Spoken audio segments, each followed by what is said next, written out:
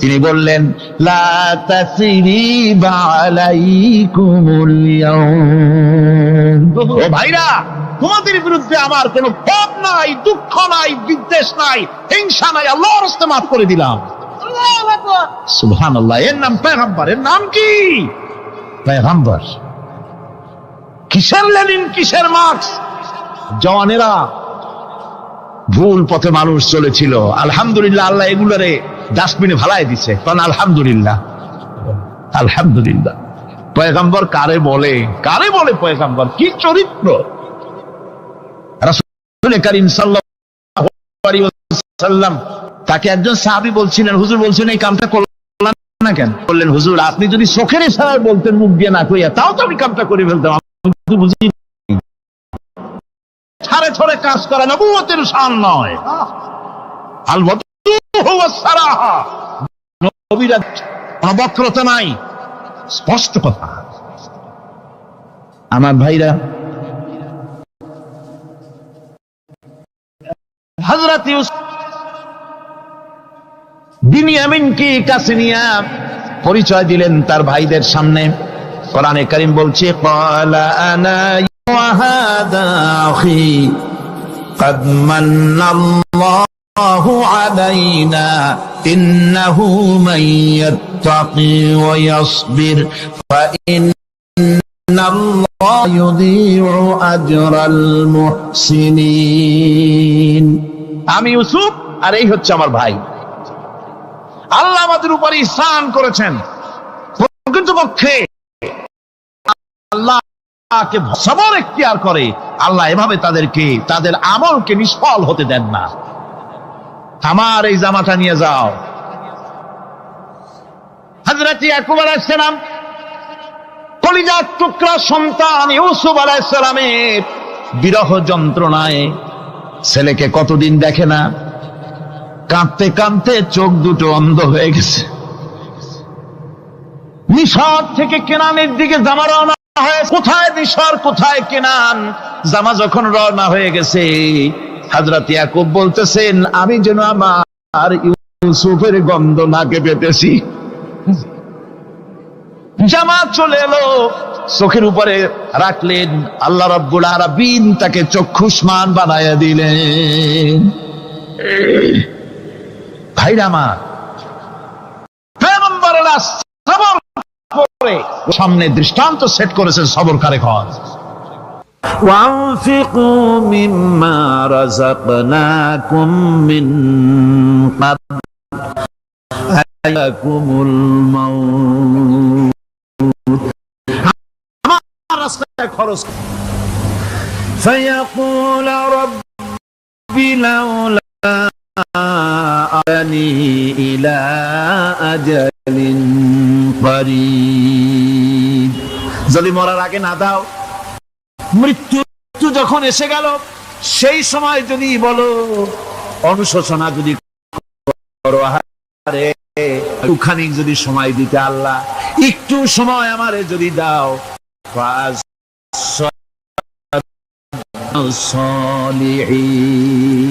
দান সদকা করবো, সব আল্লাহর রাস্তায় দিয়ে দেবো, আর আমি সালেহ বান্দাদের মধ্যে শামিল হয়ে যাবো। আল্লাহ একটু সময় আমারে দাও। আল্লাহ পাক বলছেন, ওয়ালা ইউআখিরাল্লাহু নাফসান ইযা জাআ আজালুহা আল্লাহু খাবীরুম বিমা তা'মালুন। মৃত্যুর নির্ধারিত সময় আসলে এক সেকেন্ড আগে পাশে করা হবে না। সুতরাং মৃত্যুর আগে খরচ করো।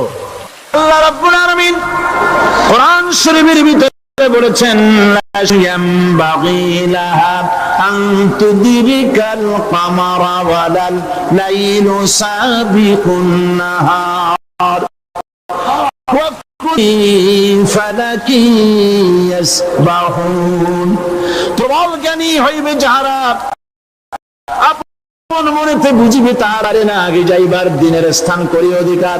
চন্দ্র বাদে না সূর্যের গায়েতে, সূর্য পারে না চন্দ্রকে ধরিতে, যার যে স্থান বহাল রাখিয়া ভ্রমণ করিয়া একটি নির্ধারিত সময় সীমা পর্যন্ত আপন আপন কক্ষপথে সব দৌড়াদৌড়ি করবে, কারো সাথে অ্যাক্সিডেন্ট হবে না কারো। ওয়াকুল্লুন ফি ফালাকি ইয়াসবাহুন, যা আছে মহাশূন্যে সব ঘুরতেছে। কে বলে? বলেন সবাই, কে বলছে?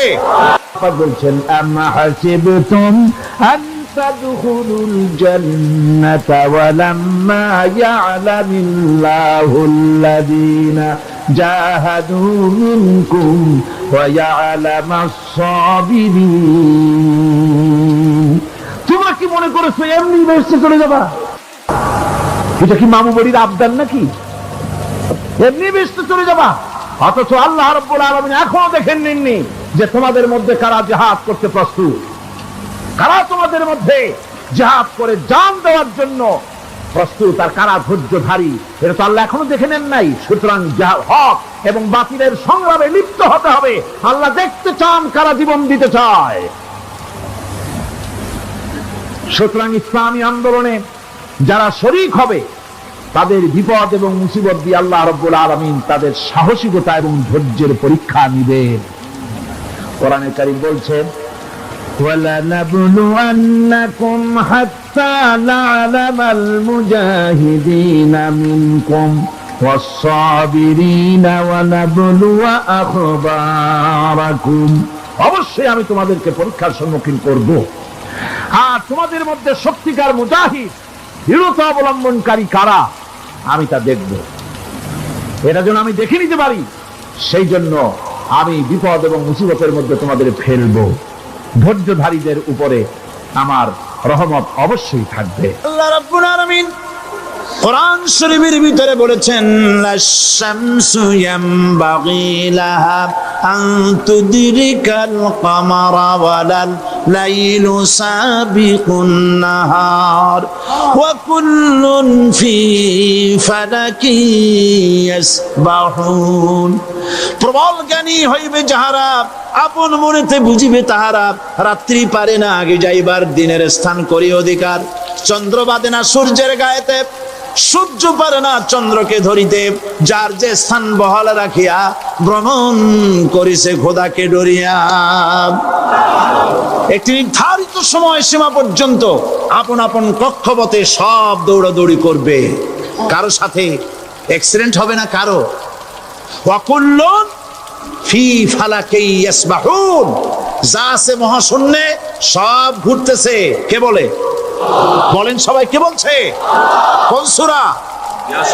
সূরা ইয়াসিন। আবার শুনুন, আল্লাহ পাক ফয়সালা দিচ্ছেন ঘোরে কেডা? শুধু সূর্য ঘোরে না, শুধু চন্দ্র ঘোরে না, আল্লাহ মহাশূন্যে যা রেখেছেন সব ঘুরতেছে, সবই সন্তরণশীল, সব গতিশীল। সুতরাং ফয়সালা তো আল্লাহর কাছ থেকে নিতে হবে। পৃথিবী সৃষ্টি করেছেন, মানব গোষ্ঠী সৃষ্টি করেছেন এবং মানুষের প্রয়োজন মিটিয়েছেন। এই মানুষগুলিকে কে সৃষ্টি করেছে? মানুষ সৃষ্টির ব্যাপারেও দার্শনিকরা মানুষদেরকে বিভ্রান্ত করে। যা কলেজে বিশ্ববিদ্যালয়ে পড়ানো হয়, এই কোরআন শরীফ বিশ্ববিদ্যালয়ে পড়ানো হয়? হ্যাঁ হয়। কয়েকটা আয়াত, কয়েকটা সূরা পরীক্ষায় পাস করার জন্য একটু একটু অপশনাল রেখে দেওয়া হয়েছে। বর্তমান যে শিক্ষা কমিশন, শামসুল হক শিক্ষা কমিশন রিপোর্ট মন্ত্রী পরিষদে অনুমোদন করেছে বর্তমান সরকার। এই শিক্ষানীতিতে বলা হয়েছে ক্লাস 1 থেকে নিয়ে ক্লাস 5 পর্যন্ত ধর্মীয় শিক্ষা দিতে দেওয়া হবে না। তাহলে ক্লাস 5 পর্যন্ত যদি ধর্মীয় শিক্ষা না থাকে, তাহলে ক্লাস 6-7-এ ওঠার পর আলিফ জাওরা বাজাবর বা আনাকুম জানাকুম ছেলেরা পড়বে? মেয়েরা পড়বে? আসল উদ্দেশ্য হলো ইসলাম থেকে জাতিকে দূরে সরাবার জন্য ষড়যন্ত্র।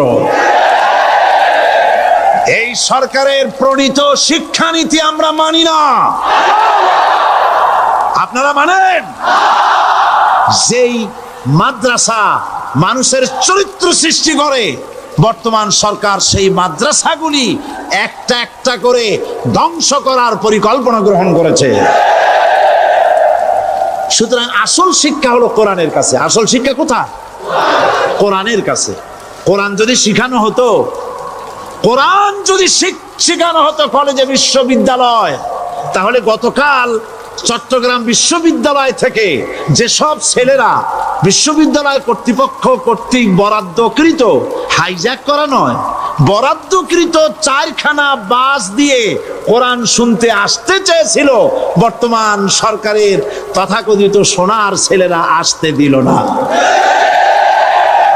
কোরআন যদি তারা পড়তো তাহলে কোরআন শরীফ শুনতে তারাও আসতো। কপাল পড়া। জোরে বলেন কি? আরো জোরে বলেন কি? কপাল পড়া। সব ভালো লাগে, কোরআন ভালো লাগে না। এদেরকে শিখানো হয়েছে, আরে তোমরা তো মানুষ না। বলে আমরা কি?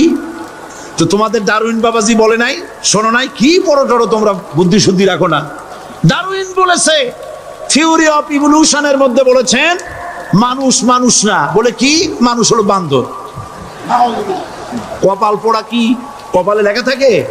কাজে কামে প্রকাশ হয়ে যায়। ডারউইন বলল মানুষ মানুষ না। আলফ্রেড বললেন মানুষ হলো মানুষ, মানুষই ঠিক, তবে মানুষ হলো সেক্স সর্বস্ব জীব। সেক্স সমস্যার সমাধান করলে মানুষের সব সমস্যার সমাধান হয়ে যাবে। কার্ল মার্কস বললেন মানুষ হলো পেট সর্বস্ব জীব, পেট সমস্যার সমাধান করে দিলে সব সমস্যা শেষ। আর ডারউইন বললেন মানুষ মানুষই না, মানুষ কি? বলে বান্দর। ওরাং ওটাং শিম্পাজি আর ব্যাং থেকে মানুষের উৎপত্তি হয়েছে। আমি যখন জীবনের প্রথম শিম্পাজি দেখলাম, ওরাং ওটাং দেখলাম, তখন আমি মনে করেছি যে ডারউইন খামোখা ভুল করে নাই। এইটা দেখেই ও মনে করেছে যে এই হচ্ছে আমার মাতামহের গোষ্ঠী, এ হলো পিতামহের গোষ্ঠী। আপনারা একটু মাথা কাটায় চিন্তা করেন, মানুষ যদি বান্দর থেকে হবে, আজও বানর ফরেস্ট এরিয়া আছে কিনা বাংলাদেশে? চিল্লায় বলেন আছে কিনা? তো মানুষ যদি বান্দর থেকেই হবে, আপনারা কি কোনোদিন দেখেছেন যে একটা বান্দরের কোমর পর্যন্ত মানুষের মতো হয়ে সারছে? আর কিছুদিন গেলেই পুরা মানুষ হয়ে যাবে। গলা পর্যন্ত মানুষের মতো হয়ে গেছে, আর কদিন গেলেই মানুষ হয়ে যাবে। দেখছেন কখনো? আচ্ছা আপনারা বলেন, পাবদা মাছ আপনারা চট্টগ্রামে কি বলেন? পাবদাই বলেন। পাবদা মাছ দেখতে কি মাছের মতো লাগে? বোয়াল মাছের মতো। কোন পাগলে কি বলছে কথা যে বোয়ালের পূর্বপুরুষ পাবদা? পাবদাগুলি পুটি টুটি খাইয়া খাইয়া আস্তে আস্তে বোয়াল হয়ে গেছে, এ কথা কেউ বলে? আচ্ছা শোলের যে ছোট সাইজ, শোল মাছ, গজাল মাছ, এর যে ছোট্ট সাইজ ভর্তা করে খায়, শুটকি বানায় খায়, ওগুলোর কি বলে? টাকি মাছ। এই টাকি মাছ দেখতে শোল মাছের মতো। কেউ পাগলকে আজ পর্যন্ত বলেছে যে শোল মাছের পূর্বপুরুষ টাকি, টাকিগুলা সার মার খাইয়া আস্তে আস্তে শৌলে পরিণত হয়ে গেছে? কেউ বলেছে কখনো? ডারউইন কয় বোতল খাইয়েছে এই মতবাদ লিখছে আল্লাহই ভালো জানে। যে বান্দরের থেকে মানুষ আবিষ্কার হয়েছে, নাউজুবিল্লাহ। এগুলি পড়ানো হয় কলেজে, বিশ্ববিদ্যালয়, তাই আমাদের সোনার ছেলেরা বান্দরামি করে। ওদের যদি পড়ানো হইতো তোমরা বান্দরের গোষ্ঠী নও, তোমরা মানুষ। মর্যাদা কার বেশি, বান্দরের না মানুষের? এ পৃথিবীর প্রথম মানুষকে আদম আলাইহিস সালাম। আদম হইছেন কি দিয়ে? মাটি দিয়ে। আল্লাহ রাব্বুল আলামিন যিনি মানুষ সৃষ্টি করেছেন, তিনি কোরআন শরীফের ভিতরে বলে দিয়েছেন, আমি প্রথমেই বলেছি, আপনারা লক্ষ্য করুন, এই কোরআন তাবিজের কিতাব নয়, এই কোরআন তদবিরের কিতাব নয়, ঝাড়ফুঁকের কিতাব নয়। কোরআন হলো পৃথিবীর মানুষের জন্য কোড অফ লাইফ, পূর্ণাঙ্গ জীবন বিধান। সবকিছু আল্লাহ পাক কোরআনের ভিতরে বলে দিয়েছেন, কোন জিনিস বাদ দেন নাই। আপনি আমি কেমনে সৃষ্টি হয়েছি আল্লাহ পাক কোরআনের ভিতরে বলেছেন, ইন্না খালাকনাকুম মিন তুরাবিন সুম্মা মিন নুতফাতিন সুম্মা মিন আলাকাতিন সুম্মা মিন মুদগা। নিষ্প্রাণ মাটি দিয়ে তোমাকে উৎপন্ন করা হয়েছে, নিষ্প্রাণ মাটির উপাদান দিয়ে তোমাকে তৈরি করা হলো। মায়ের পেটের ভিতরে এক ফোঁটা নাপাক পানি জমাট রক্তে পরিণত হয়ে গেল। জমাট রক্ত আস্তে করে গোস্ত পিণ্ড হলো। গোস্ত পিণ্ডকে সুন্দর করে সাজায়া, হাড্ডি গুড্ডি বানায়া, স্ট্রাকচার তৈরি করে তার উপরে ফাকাসাউনাল ইযামা লাহমা, চামড়া দিয়ে গোস্ত দিয়া সাজায়া সুন্দর করে বানালাম। আল্লাহর পরিচয় শুনুন। আল্লাহ আমার কেমন আল্লাহ? মায়ের পেটের ভিতরে সন্তান বানায়া, এরপরে যখন রূহ দেওয়া হয়েছে, ক্ষুধা লেগেছে, খাবারের প্রয়োজন হয়েছে, আল্লাহ রাব্বুল আলামিন ওই কচি বান্দা মায়ের পেটে বসে কি খাবে, সেজন্য তার মা চিন্তা করে নাই, বাবা চিন্তা করে নাই, সরকার চিন্তা করে নাই। আল্লাহ রাব্বুল আলামিন মায়ের মাসিক অসুখকে বন্ধ করে দিয়ে সন্তানের নাভির সাথে আর মায়ের নাভির সাথে তার লাগায়া, পাইপ লাগায়া মায়ের মাসিক অসুখের রক্তগুলি দিয়ে সন্তানকে বড় বানালেন। মুখ দিয়া এই রক্ত পান করালেন না, মুখটাকে পবিত্র রেখে দিলেন যাতে করে পৃথিবীতে আসার পর ওই মুখ দিয়া আল্লাহ রাব্বুল আলামিনের জিকির করতে পারো। সন্তান মায়ের ভিতরে, পেটের ভিতরে বড় হলো। আল্লাহ রাব্বুল আলামিন বলেন, মাস দিন যখন পুরা হয়ে গেল, সুম্মা নুখরিজুকুম তিফলা, বাচ্চার আকারে পৃথিবীতে নিয়ে আসলাম। এখন খাবা কি? পৃথিবীতে যখন বাচ্চা এলো, তখন তার পেটের সাথে যে সংযোগ ছিল মায়ের নাভির সাথে আর সন্তানের নাভির সাথে, সেই সংযোগ তার আর কি থাকলো? কি করা হলো? কেটে দেওয়া হলো। লক্ষ্য করুন, খাবারের জন্য একটি মাত্র পাইপ আল্লাহ লাগাইছিলেন, পৃথিবীতে সন্তান আসার সঙ্গে সঙ্গে পাইপটা কেটে দেওয়া হলো। এবার কি খাবে? আল্লাহ রাব্বুল আলামিন মায়ের বুক থেকে সন্তানের জন্য এবার সিঙ্গেল সিগন্যাল, তার জন্য সিঙ্গেল কোন লাইন যেটা ছিল কেটে দিয়া মায়ের বুক থেকে সন্তানের জন্য ডাবল লাইন আল্লাহ চালু করে দিলেন। এমন দুধ বানায় দিলেন যা শুধু খাবার নয়, শুধু ফুড ভ্যালু নয়, এই দুধের ভিতরে ক্যালসিয়াম, এর মধ্যে ভিটামিন, এর মধ্যে আয়রন, এর মধ্যে মেডিসিন। দুনিয়ার এই সন্তান ছিল ফি কারারিন মাকিন, সুরক্ষিত জায়গার ভিতরে ছিল, কোনো পলিউশন সেখানে যেতে পারতো না, রোগের জার্ম সেখানে যেতে পারতো না। দুনিয়ায় এলো দূষিত আবহাওয়ার ভিতরে। এই সন্তানকে এখনই অ্যান্টিবায়োটিক খাওয়ালে পরে অসুবিধা হবে। আল্লাহ রাব্বুল আলামিন মায়ের দুধের ভিতরে ঔষধ দিয়া রোগের প্রতিষেধক বানায়া দিলেন। এ হলো আমার আল্লাহ। এ আমার কে? আল্লাহ। জোরে বলেন আল্লাহ। আল্লাহ। আল্লাহ রাব্বুল আলামিন মায়ের দুধ দিয়ে সন্তানকে বড় করলেন আর শোনায় দিলেন, খবরদার এই মায়ের সাথে, এই বাপের সাথে নাফরমানি করবি না। মা বাপের জন্য আমার কাছে দোয়া করবে, রব্বির হামহুমা কামা রব্বায়ানি সগীরা। সবাই পড়েন আমার সাথে, রব্বির হামহুমা কামা রব্বায়ানি সগীরা। আল্লাহ পাক শিখাই দিলেন বান্দারে আমার কাছে দোয়া করায়, আল্লাহ আমার মা বাপ আমাকে ছোটবেলায় যেভাবে স্নেহের কোলে লালন পালন করেছে, এইভাবে আমার মা বাপ তোমার রহমতের কোলে লালন পালন করো। মনে থাকবে ভাইরা? বলেন মনে থাকবে? প্রত্যেক নামাজের পরে মা বাবার জন্য দোয়া করবেন, বেঁচে থাকুক আর মরে যাক, দোয়া করবেনই। মনে থাকবে? রব্বির হামহুমা কামা রব্বায়ানি সগীরা। আবার পড়েন, রব্বির হামহুমা কামা রব্বায়ানি সগীরা। আল্লাহ পাক মায়ের মর্যাদা এত বাড়াইছেন, সাহাবী প্রশ্ন করেছে, ইয়া রাসূলুল্লাহ খেদমত করব কার? হুজুর বলেন তোমার মায়ের, তারপরে কার? তোমার মায়ের, তারপরে কার? তোমার মায়ের, তারপরে কার? তোমার পিতার।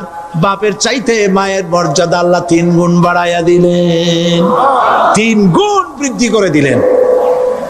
হাদিস শরীফে এসেছে হযরত আবী হুরায়রা রাদিয়াল্লাহু তাআলা আনহু রাসূলের কাছে এসে রাতের বেলায় কাঁদতেছিলেন। হুজুর প্রশ্ন করলেন, আবু হুরায়রা কাঁদো কেন? হযরত আবু হুরায়রা বলছেন, হুজুর মা আমাকে মেরেছে। তিনি প্রশ্ন করলেন, আচ্ছা মা তোমারে মারলো কেন? তুমি কি কোনো বেয়াদবি করছো? তিনি বললেন না। তবে মারলো কেন? হযরত আবু হুরায়রা বলেন, ইয়া রাসূলুল্লাহ, আপনার খেদমত থেকে বাড়ি ফিরতে আমার দেরি হয়ে গিয়েছিল। গভীর রাত্রে যখন বাড়ি গেছি, মা আমাকে প্রশ্ন করলেন, বাবা দেরি হলো কেন, কোথায় ছিলি? তাম পৃথিবীর মানুষ যেই কদম মোবারক চুমু দিতে পারলে ধন্য হয়ে যায়, সেই আখিরি জামানার পয়গম্বর নবী মুহাম্মদ রাসূলুল্লাহ সাল্লাল্লাহু আলাইহি সাল্লামের দরবার থেকে আসতে আমার দেরি হয়ে গেছে। ইয়া রাসূলুল্লাহ, আমার মা আপনার নাম শুনে তার গা জ্বলে উঠল। তিনি কাফের, মুশরিকা। আপনার নাম শুনে অগ্নি শর্মা হয়ে আমাকে ধরে পিটানো আরম্ভ করলেন আর বললেন, আবু হুরায়রা, হয় মুহাম্মদ সাল্লাল্লাহু আলাইহি সাল্লামের বাড়ি ছাড়বি, নইলে আমার বাড়ি ছাড়বি, কি করবি বল? মার খেতে খেতে আমি বললাম, মা তোমার গায়ে যত শক্তি আছে আমারে মারো, তোমার বাড়ি শুদ্ধ, তাম দুনিয়াটা ছেড়ে দিতে পারি, মুহাম্মদ রাসূলুল্লাহর কদম মোবারক ছেড়ে দিতে পারি না। হুজুর আমার মা গলা ধাক্কা মেরে আমাকে বের করে দিয়েছেন। হুজুর বলছেন, আবু হুরায়রা, মা তোমাকে মেরেছে আর আমার কাছে নালিশ করছো? আমি তোমার মায়ের কোনো বিচার করতে পারবো না। সুবহানাল্লাহ, এত বড় পাওয়ারফুল নবী, শানওয়ালা, ইজ্জতওয়ালি, বরকতওয়ালি, এত বড় নবী বলছেন মা মেরেছে, আমার করার কিচ্ছু নাই। সুবহানাল্লাহ। তোমার মা মুশরিকা হোক আর যাই হোক, তোমার মা। সুবহানাল্লাহ বলেন। আমার বন্ধুগণ, হযরত আবু হুরায়রা বলেন, ইয়া রাসূলুল্লাহ, মায়ের বিরুদ্ধে কোনো অভিযোগ নিয়ে আমি আপনার কাছে আসি নাই। হুজুর বললেন, কেন আসছো বলো খুলে। আবু হুরায়রা বলেন, হুজুর আমি জানি আপনি আল্লাহর দরবারে যদি কোনো ব্যাপারে হাত তোলেন আল্লাহ মঞ্জুর করে ফেলেন। আপনি দয়া করে আমার মার জন্য দোয়া করেন, আল্লাহ যেন হেদায়েত দিয়ে দেন। আমার নবীজি দুখানে হাত উত্তোলন করলেন, বললেন, আল্লাহুম্মা ইহদিহুম্মা আবি হুরায়রা, আয় আল্লাহ আমি দোয়া করতেছি আবু হুরায়রার মাকে হেদায়েত নসিব করো। হুজুর হাত তুলে মোনাজাত করছেন, আবু হুরায়রা দৌড় দিলেন বাড়ির দিকে। কয়েকজন সাহাবী হযরত আবু হুরায়রার জামা টেনে ধরেছে, এই ভদ্রলোক দৌড়ায় কেন? এত শান্ত মানুষ, কখনো গরম হয়ে কারোর সঙ্গে কথা বলে না, এই মানুষটা দৌড়ায় কেন? কোনো বিপদ হইল নাকি? জামা টেনে ধরে বলে, আবু হুরায়রা দৌড়াও কেন? হযরত আবু হুরায়রা বলেন, জামা ছেড়ে দাও, কোনো বিপদ আমার হয় নাই, আমি দৌড়াইয়া বাড়ি যাই দেখতে চাই। আমি দৌড়াইয়া আগে বাড়ি যেতে পারলাম না, আমার নবীর দোয়া আগে আমার বাড়ি চলে গেছে, আমি এটা দেখতে চাই। হযরত আবু হুরায়রা দৌড়াতে দৌড়াতে বাড়ি চলে গেছেন। দরজায় নক করলেন, ভেতর থেকে আওয়াজ এলো, কে? তিনি বললেন, আমি আবু হুরায়রা, মা দরজা খুলে দাও, আমি তোমার সন্তান। মা বললেন, বাবা অপেক্ষা করো, দরজা খুলতেছে। হযরত আবু হুরায়রা বলেন, মায়ের গলার আওয়াজের ভেতরে কুফরি কর্কশতা পেলাম না, মায়ের গলার আওয়াজের ভেতরে তাওহীদের নরমিয়াত পেলাম। আমার কাছে মনে হলো আমি আবু হুরায়রা বাড়ি আসার আগে নবীজির দোয়া আল্লাহর আরশে পৌঁছে গেছে। আবু হুরায়রা বলছেন, মা আমার কিছুক্ষণ পরে ঘরের থেকে বেরিয়ে এসেছেন, আমি দেখলাম মায়ের শরীর ভিজা, মাথার চুল দিয়া পানি টপকাচ্ছে। মা আমার বললেন, বাবারে তোমাকে মারার পর আমি নিদারুণ অনুশোচনায় পড়েছিলাম, মনে মনে ভাবলাম, আহারে আমার সন্তানরা আমি কেন মারলাম? সে তো কোনো খারাপ কাজ করে নাই, কোনো খারাপ জায়গায় যায় নাই, এত ভালো মানুষ, যার সম্পর্কে লোকেরা খামোখাই মিথ্যা কথা বলে, এই ভালো মানুষটার কাছে গেছে, সেজন্য আমি মারলাম কেন? বাবা গো, আমি আমার ভুল বুঝতে পেরেছি, জীবনের ভুলও ধরা পড়েছে, আমাকে জলদি করে নিয়ে চলো বিশ্ব নবীর দরবারে।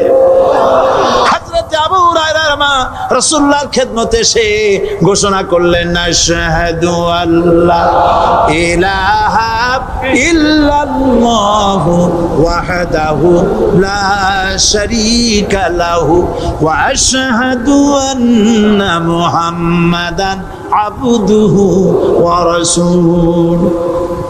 আমার ভাইয়েরা, আল্লাহ রাব্বুল আলামিন মানুষ সৃষ্টি করে পৃথিবীতে পাঠায় দিলেন, খাবারের ইন্তজাম করলেন। এগুলি সব আল্লাহর পরিচয়। আল্লাহরে চেনার জন্য বড় বড় কিতাব ঘাটা লাগে না, কিসমতে যদি থাকে দুই একটা দৃষ্টান্ত যথেষ্ট হয়ে যায়। সুবহানাল্লাহ, সুবহানাল্লাহ, দুই একটা দৃষ্টান্ত যথেষ্ট।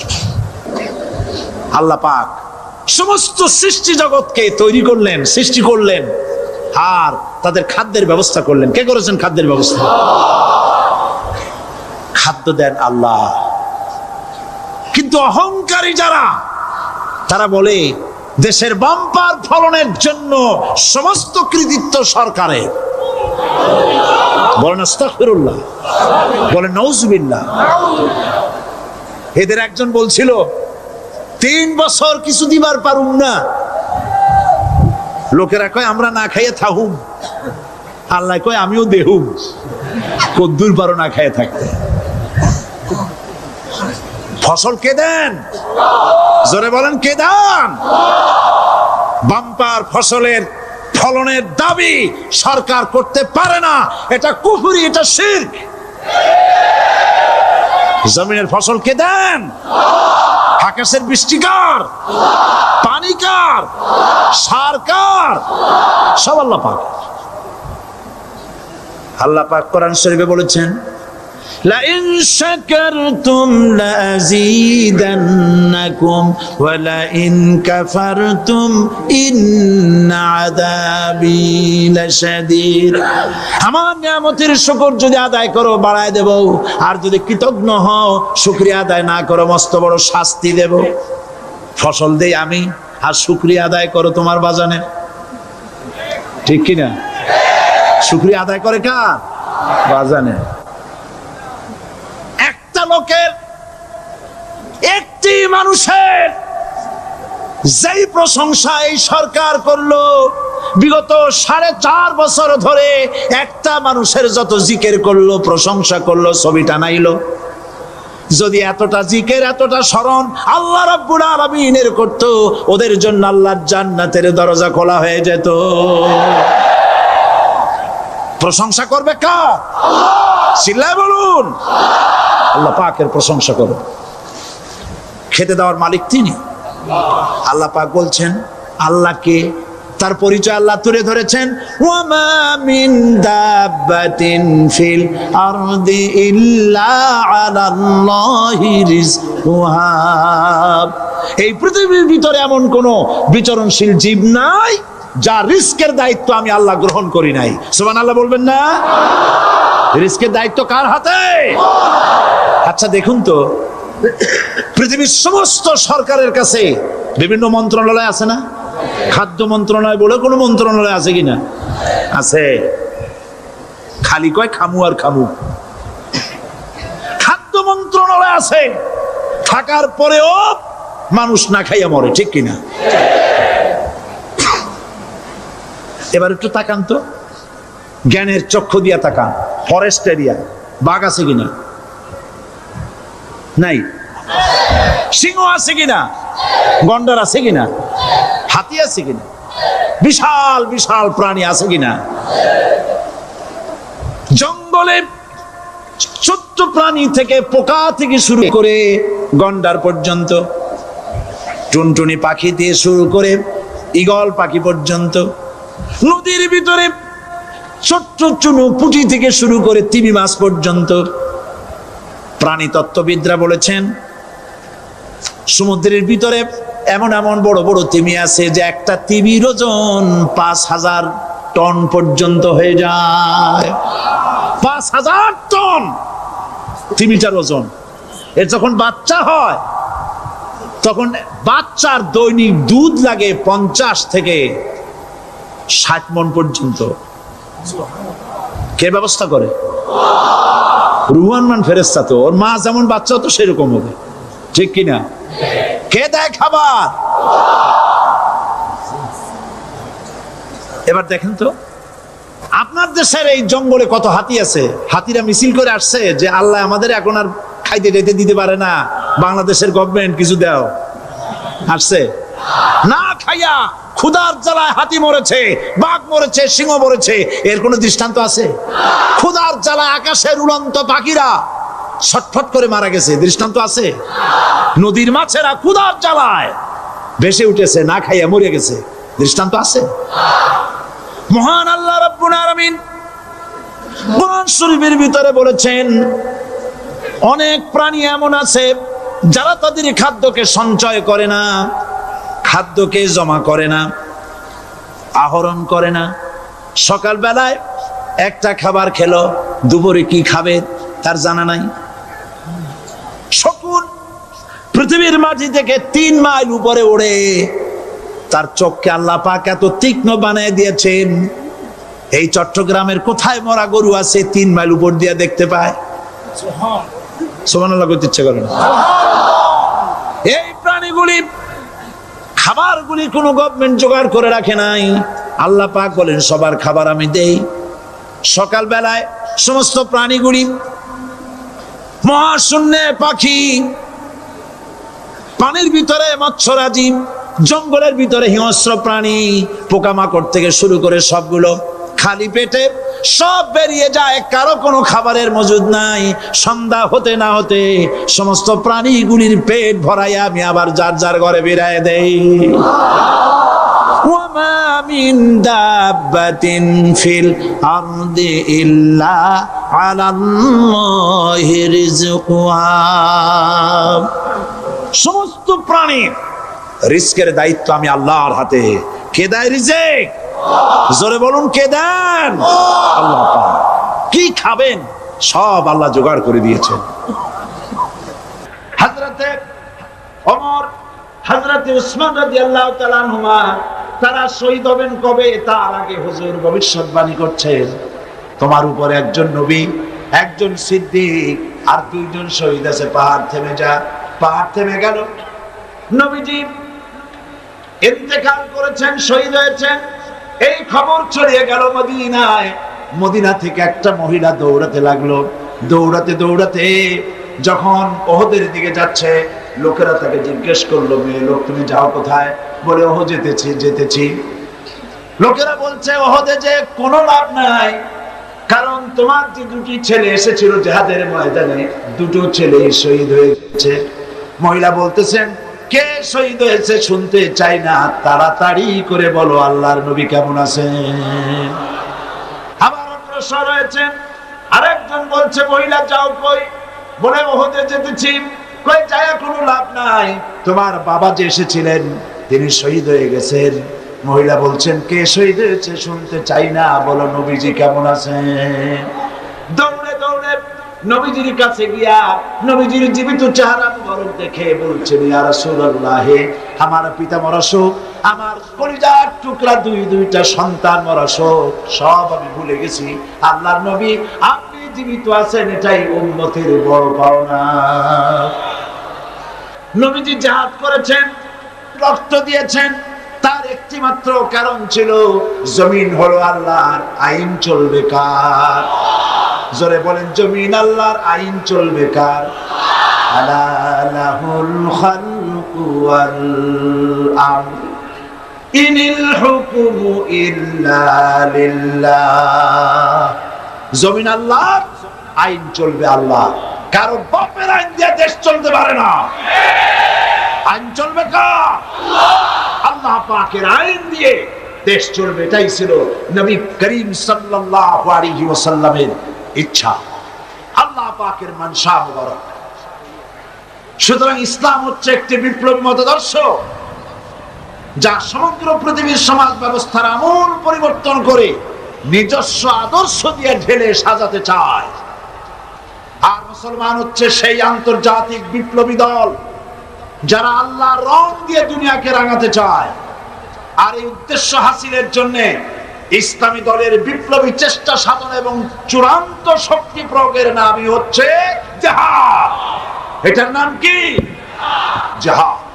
ইহুদি, খ্রিস্টান, দুনিয়ার বিভিন্ন জাতি তারা দেশ দখলের জন্য তারা যে লড়াই করে, এই লড়াইয়ের নাম দস্যুতা। এই লড়াইয়ের নাম কি? দস্যুতা। তারা দস্যু বৃত্তি করে দুনিয়ার ছোট ছোট দেশগুলিকে নিজেদের পদানত করার জন্য চেষ্টা চালায়। সুতরাং জিহাদের উদ্দেশ্য হবে মানব সমাজে আল্লাহর আইন চালু করা। কার আইন? আল্লাহর আইনকে চালু করা। এটাই হচ্ছে জিহাদের মূল উদ্দেশ্য। আর এই উদ্দেশ্যে যারা লড়াই করে, আল্লাহ পাক তাদের উপরে, তাদেরকে ভালোবাসেন, তাদের উপরে আল্লাহ পাক রহমত নাজিল করেন। যারা জিহাদ করে আল্লাহর দ্বীন কায়েমের জন্য, আল্লাহর দ্বীন প্রতিষ্ঠার জন্য, কোরআনের আইন চালু করার জন্য যারা লড়াই করে, তাদের জন্য আল্লাহ পাক রেখেছেন বিরাট নিয়ামত, বিরাট পুরস্কার দুনিয়া এবং আখিরাতে। তবে লড়াই করতে গিয়ে যুদ্ধের ময়দানে শাহাদাতের তামান্না সম্পর্কে রাসূলুল্লাহ বলেছেন, যার ভিতরে শাহাদাতের তামান্না নাই, মুনাফিকের মউত হবে। জিহাদের ইচ্ছাও নাই, মুনাফিকের মউত হবে। বলুন নাউযুবিল্লাহি মিন যালিক। এই মুনাফিকের মউত যেন আমাদের না হয়। জিহাদ, আপনারা কি জিহাদকে ভয় পান? রাসূলুল্লাহ বলেছেন,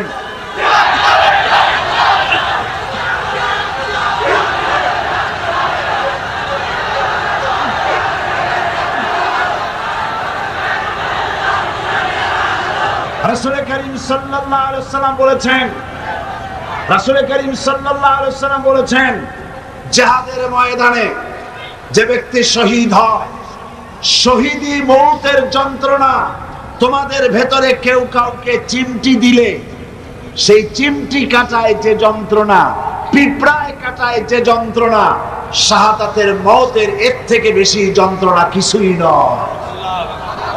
তুমি দেখতেছো বোমায় পা উড়ে গেছে, মাথা উড়ে গেছে, নাড়ি বুড়ি বেরিয়ে গেছে, গুড়িতে এফড় ওপড় হয়ে গিয়েছে, ছটফট করছে, মনে করছে অনেক যন্ত্রণা। না, কোনো যন্ত্রণা নাই। এই মৃত্যু হচ্ছে সব থেকে সেরা মৃত্যু। এই মৃত্যুর একদিকে হচ্ছে দুনিয়া, শাহাদাত হচ্ছে সেতু। এই সেতু পার হলেই আল্লাহ রাব্বুল আলামিনের সঙ্গে দিদার নসিব হয়ে যাবে। হযরতে বুখারী শরীফে এসেছে, বুখারী শরীফে এসেছে, রাসূল করিম সাল্লাল্লাহু আলাইহি ওয়াসাল্লামের হিজরতের পর আব্দুল উজ্জা নামক এক যুবক, 20 বছরের যুবক, এতিম, চাচার কাছে তিনি প্রতিপালিত হচ্ছিলেন। তিনি রাসূলের হিজরতের পর চাচার কাছে গিয়ে বলছেন, চাচা, মুহাম্মদ সাল্লাল্লাহু আলাইহি ওয়াসাল্লামের সম্পর্কে আপনার ধারণা কি? তো বলছে, তিনি তো শেষ নবী বলেই তিনি বলেন, লোকেরাও বলে। আব্দুল উজ্জা বলছেন, আপনি কি মুসলমান হবেন? তিনি বলছেন, কখনোই না। ভাতিজা বলছেন, আমার তো ইচ্ছে ছিল আপনি মুসলমান হলে আমার জন্য ইসলাম কবুল করা সহজ হয়ে যায়। তা আপনি যখন ইসলাম কবুল করবেন না, তখন আপনাকে সাক্ষী রেখে আমি বলছি, আমি আর ধৈর্য ধারণ করতে পারছি না। আমি ঘোষণা করলাম, সাক্ষী আপনি থাকুন। আল্লাহকে সাক্ষী রেখে বলছি, আমি আর কাফের রইলাম না, আমি মুসলমান হয়ে গেলাম। লা ইলাহা ইল্লাল্লাহু মুহাম্মাদুর রাসূলুল্লাহ। জোরে পড়েন, লা ইলাহা ইল্লাল্লাহ, লা ইলাহা ইল্লাল্লাহ, লা ইলাহা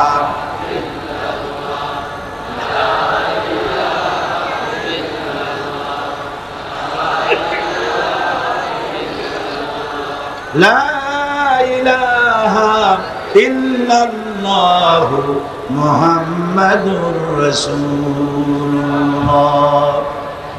চাচা বলছে, আব্দুল উজ্জা, তুমি কি জানো এর পরিণতি কি?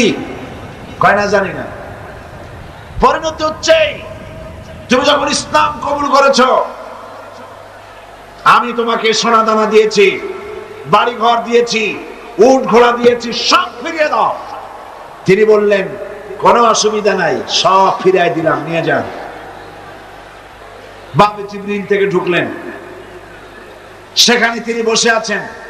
রাসূল করিম সাল্লাল্লাহু আলাইহি ওয়াসাল্লাম হুজরা শরীফ থেকে বেরিয়ে দেখেন এক যুবক, মাথার চুলগুলো এলোমেলো, চোখ কোটরগত, সফরের আসর তার চেহারার মধ্যে, হাঁটু বের করা, মসজিদে নববীতে বসা। তুমি কে? তিনি বললেন আমার নাম আব্দুল উজ্জা। তোমার এই হালত কেন? তিনি ঘটনা শোনালেন। নবীজি বললেন তোমার নাম আব্দুল উজ্জা নয়, তোমার নাম রেখে দিলাম আব্দুল্লাহ, তুমি আব্দুল্লাহ।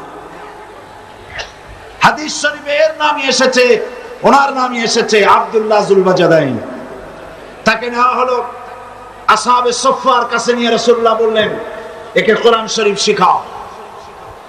আসহাবে সুফফা হচ্ছেন সেই সব সাহাবী যাদের বাড়ি নাই, ঘর নাই, স্ত্রী পুত্র কোথায় আছে খোঁজ নাই, যারা এখানে বসে আল্লাহর দ্বীনের জন্য ঘর বাড়ি নাই, এখানে বসে থাকেন, খাবার পাইলে খান আর খাবার না পাইলে তারা বসে থাকেন। রাসূলুল্লাহর কাছে কোনো খাবার এসে তা দেওয়া হয়। আসহাবে সুফফার চবুতরা এখনো মসজিদে নববীর মধ্যে আছে। যারা হজ করতে গেছেন মদিনা মুনাওয়ারায় তারা দেখেছেন। যারা যেতে পারেন নাই, আজকের এই তাফসীরের মাহফিলে দোয়া করি আল্লাহ যেন এই মাহফিলে যত লোক এসেছে সমস্ত মুসলমান নরনারীকে একটা বার রাসূলুল্লাহর রওজায় গিয়ে সালাম দেওয়ার তৌফিক দান করে দেন।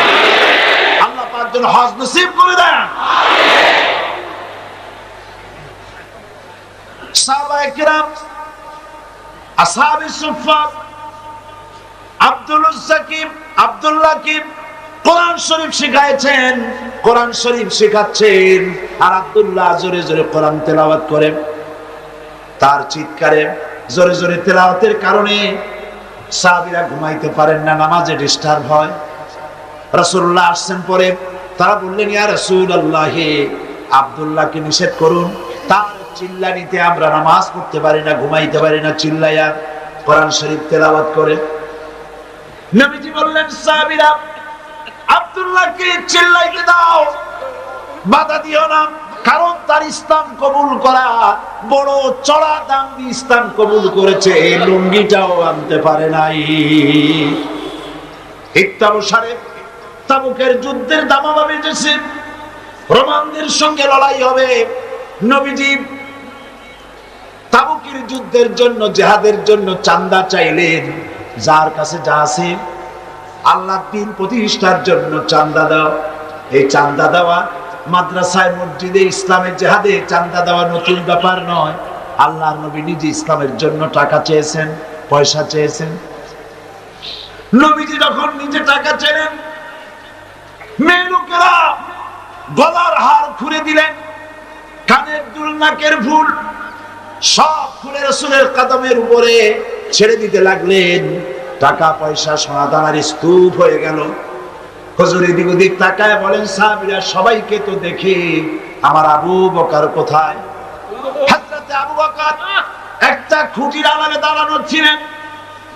তাকে যখন হুজুর ডাকলেন, সিদ্দিক আকবর রাদিয়াল্লাহু তাআলা আনহু তিনি খামের আড়াল থেকে বেরিয়ে আসলেন, হাতে ছোট্ট একটা থলি। সেই থলিটা হুজুরের হাতে তুলে দিলেন।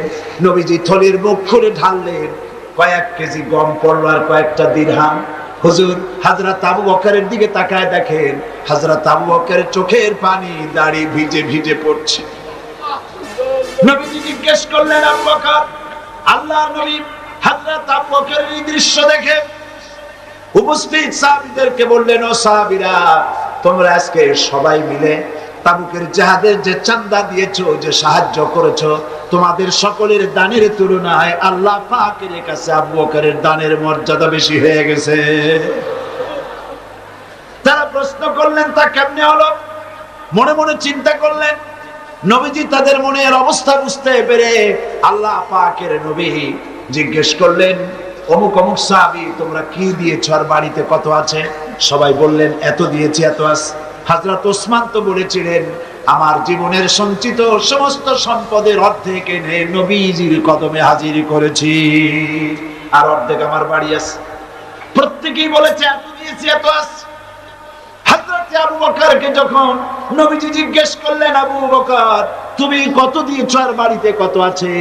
হযরত আবু বকর রাদিয়াল্লাহু তাআলা আনহু বলছেন, ইয়া রাসূলুল্লাহ, আল্লাহ রাব্বুল আলামিনের কসম করে বলি, আবু বকরের ঘরে জাগতিক সম্পদ বলতে যা বোঝায় সবটুকু এনে নবীজির কদম মুবারকে হাজির করে দিয়েছি আমার ঘরে। এখন আল্লাহ তার রাসূল ছাড়া কোনো জিনিস বাকি নাই। হযরতে আব্দুল্লাহ এই দানের অবস্থা দেখলেন, নিজে কিছুই দিতে পারেন নাই। যুদ্ধে রওনা করলেন নবীজি 30,000 সৈন্য নিয়ে।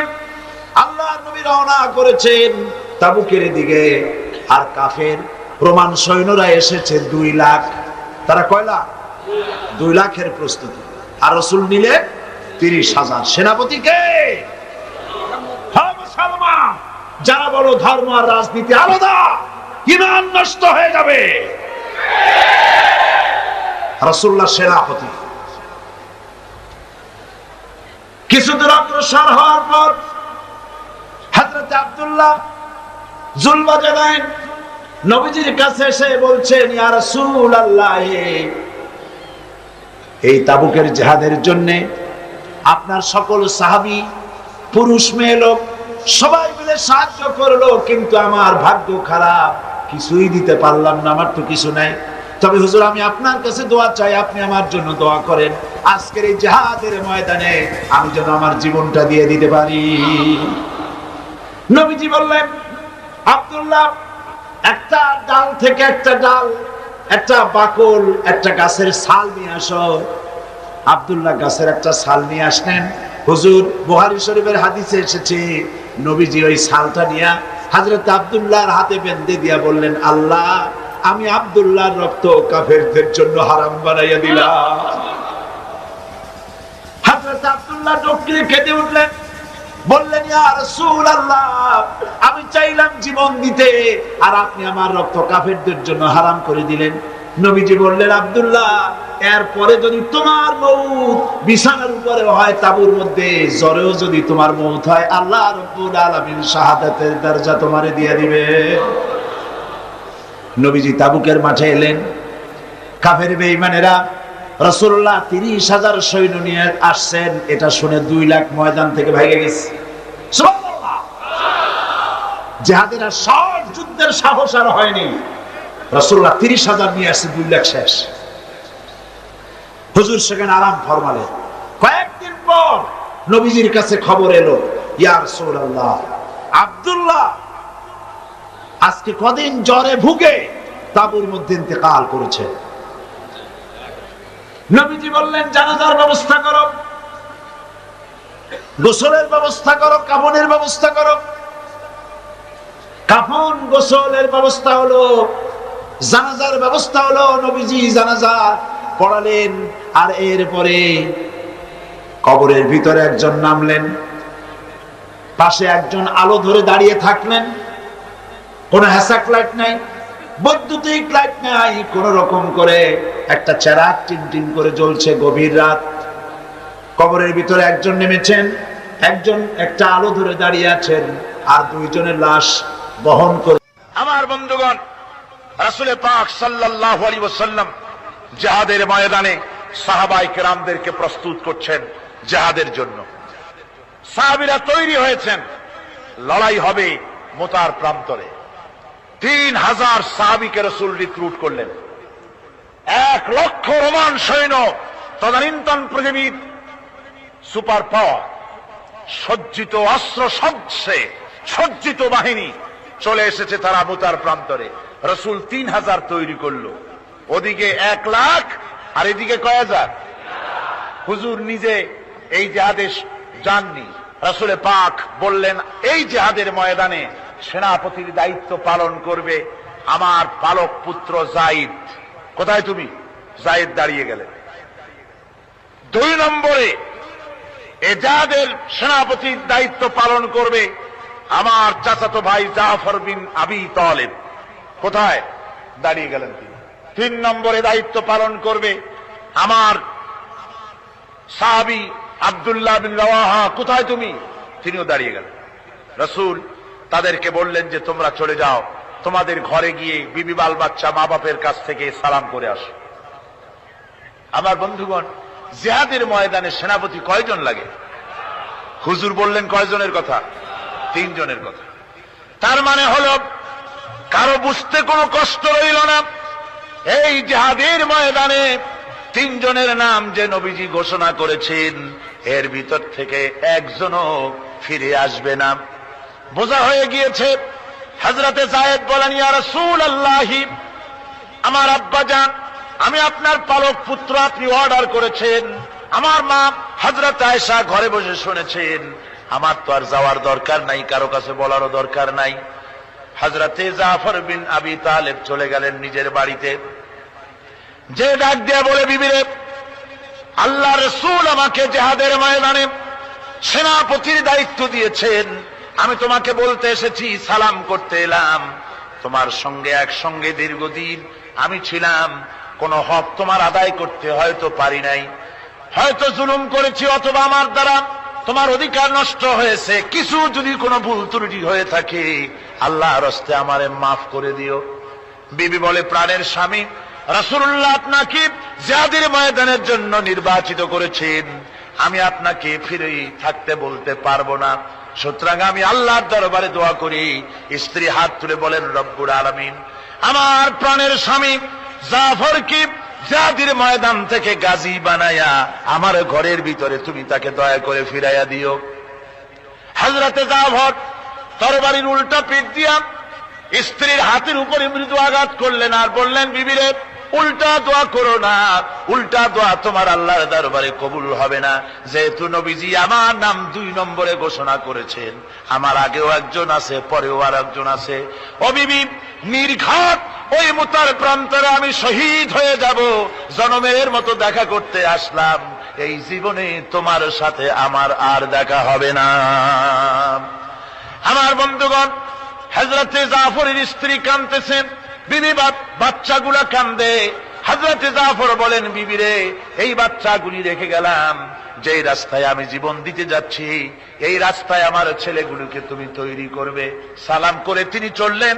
বিবি কাটা কবুতরের মতো জমিনে ছটফট করতেছে, কাঁদতেছি, আর পিছনে পিছনে ছোট্ট ছোট্ট ছেলে মেয়েগুলি আব্বা আব্বা বলে চিৎকার মেরে দৌড়াতেছি। হযরতে জাফর একবারও পিছনের দিকে তাকায় দেখলেন না কারা কান্দে। হযরতে আব্দুল্লাহ বিন রাওয়াহা তিনি চলে গেলেন বাড়িতে। হযরতে আব্দুল্লাহ বিন রাওয়াহা বাড়িতে গিয়ে, সেই রাত্র ছিল তার বাসর সজ্জা, ফুল সজ্জার রাত ছিল, নতুন বিবাহ করেছেন। বাড়িতে গিয়া শোনেন বিবি কোরআনে কারীম তেলাওয়াত করতেছেন। হযরতে আব্দুল্লাহ বলেন, রুমের বাইরে দাঁড়িয়ে, বিবিরে, আমি তোমার স্বামী আব্দুল্লাহ এসেছি, আমার সালাম নাও, কোরআন পড়া একটু বন্ধ করো।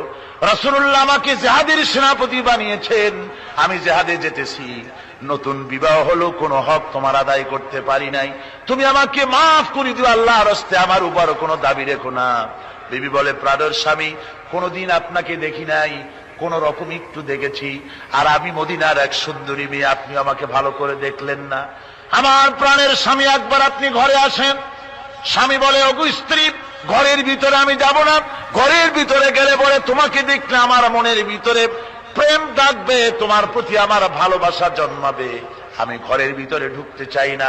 স্ত্রী বলে, প্রাণের স্বামী, ঘরের ভিতরে যদি আসেন, আল্লাহর কসম আমি কোনো প্রেম নিবেদন করব না, আমি শুধু প্রাণ ভরে আপনার চেহারাটা একটা বার আমি শুধু দেখে রাখতে চাই, যাতে করে কিয়ামতের দিন লক্ষ কোটি কোটি মানুষের ভেতরে আপনাকে আমি স্বামী বলে যেন চিনে নিতে পারি।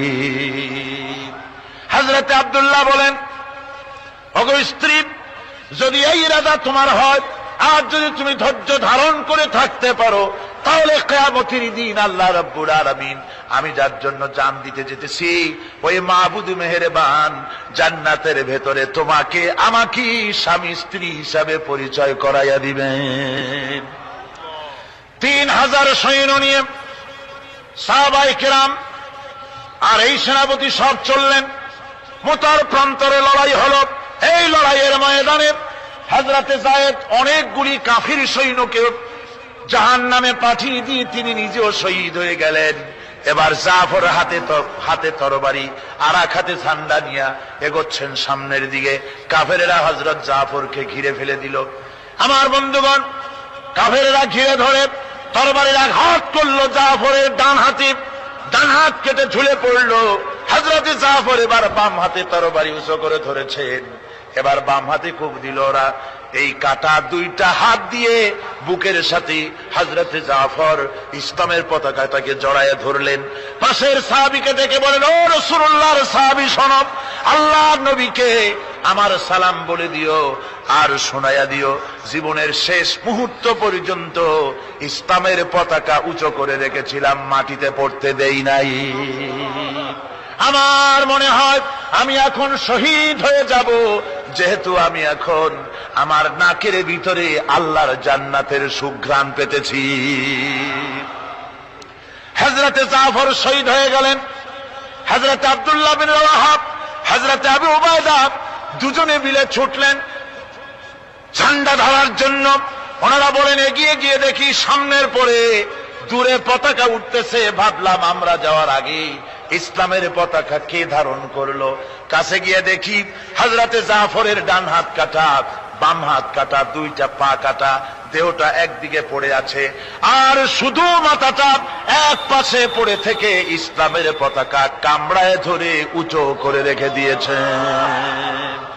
আমার বন্ধুগণ, হযরতে আবু উবাইদা বলেন, আমি হযরতে সাদের, হযরতে জাফরের হাত পা মাথা মস্তক একত্রিত করে তার পা থেকে শুরু করে মাথা পর্যন্ত চুমা খাইলাম। তাকে জানাজা করে দাফন করে রাখলাম কবরের ভিতরে। রাতের বেলায় স্বপ্নে দেখি হযরতে জাফর আল্লাহর জান্নাতের ভিতরে ফেরেশতাদের সঙ্গে উড়ে বেড়াতেছেন। আমি জিজ্ঞেস করলাম, ও জাফর, আল্লাহ তোমার সাথে কি ব্যবহার করেছেন? হযরতে জাফর বলেছেন, ওগো আবু উবাইদা, আল্লাহ রাব্বুল আলামিন আমাকে বলেছেন, জাফর রে, আমি তোমার শাহাদাতে খুশি হয়েছি, তুমি আমার কাছে আর কি চাও? হযরতে জাফর বলেন, আয় আল্লাহ পাক, কিচ্ছু চাই না, শুধু একটা দাবি, দুনিয়ায় তুমি মেহেরবানি করে আমাকে পাঠায়া দাও আর একবার যদি যেতে পারি, তাহলে তোমার দুনিয়ার বুকে তোমার দিন কায়েমের জন্য কাফেরদের বিরুদ্ধে লড়াই করে আমার জীবনটা আর একবার দিয়ে আসি। আমার বন্ধুগণের জন্য আল্লাহ রাসূল বলেছেন, হাদিস শরীফ এসেছে, আমার ইচ্ছে হয় জিহাদ করি, শহীদ হই, আবার যদি জিন্দা হই, আবার জিহাদ করি, শহীদ হই, আবার যদি জিন্দা হতে পারি তাহলে আবার জিহাদ করি, আবার শহীদ হই। যেহেতু শাহাদাতের মওতের মতো এত বড় মর্যাদা সম্পন্ন মওত আর পৃথিবীতে হতে পারে না। আমার ভাইরা, ইসলামের জন্য জান দেওয়ার জন্য, মাল দেওয়ার জন্য সাহাবায়ে কেরাম এভাবে প্রস্তুত ছিলেন। নিজেদের জীবন তারা আল্লাহর সামনে নজরানা পেশ করেছেন, শহীদ হয়েছেন, আল্লাহ দ্বীন কায়েমের জন্য তারা প্রচেষ্টা করেছেন। আল্লাহর পথে যারা জিহাদ করার সিদ্ধান্ত নেন, মহান আল্লাহ স্বয়ং তাদের সাহায্য করেন।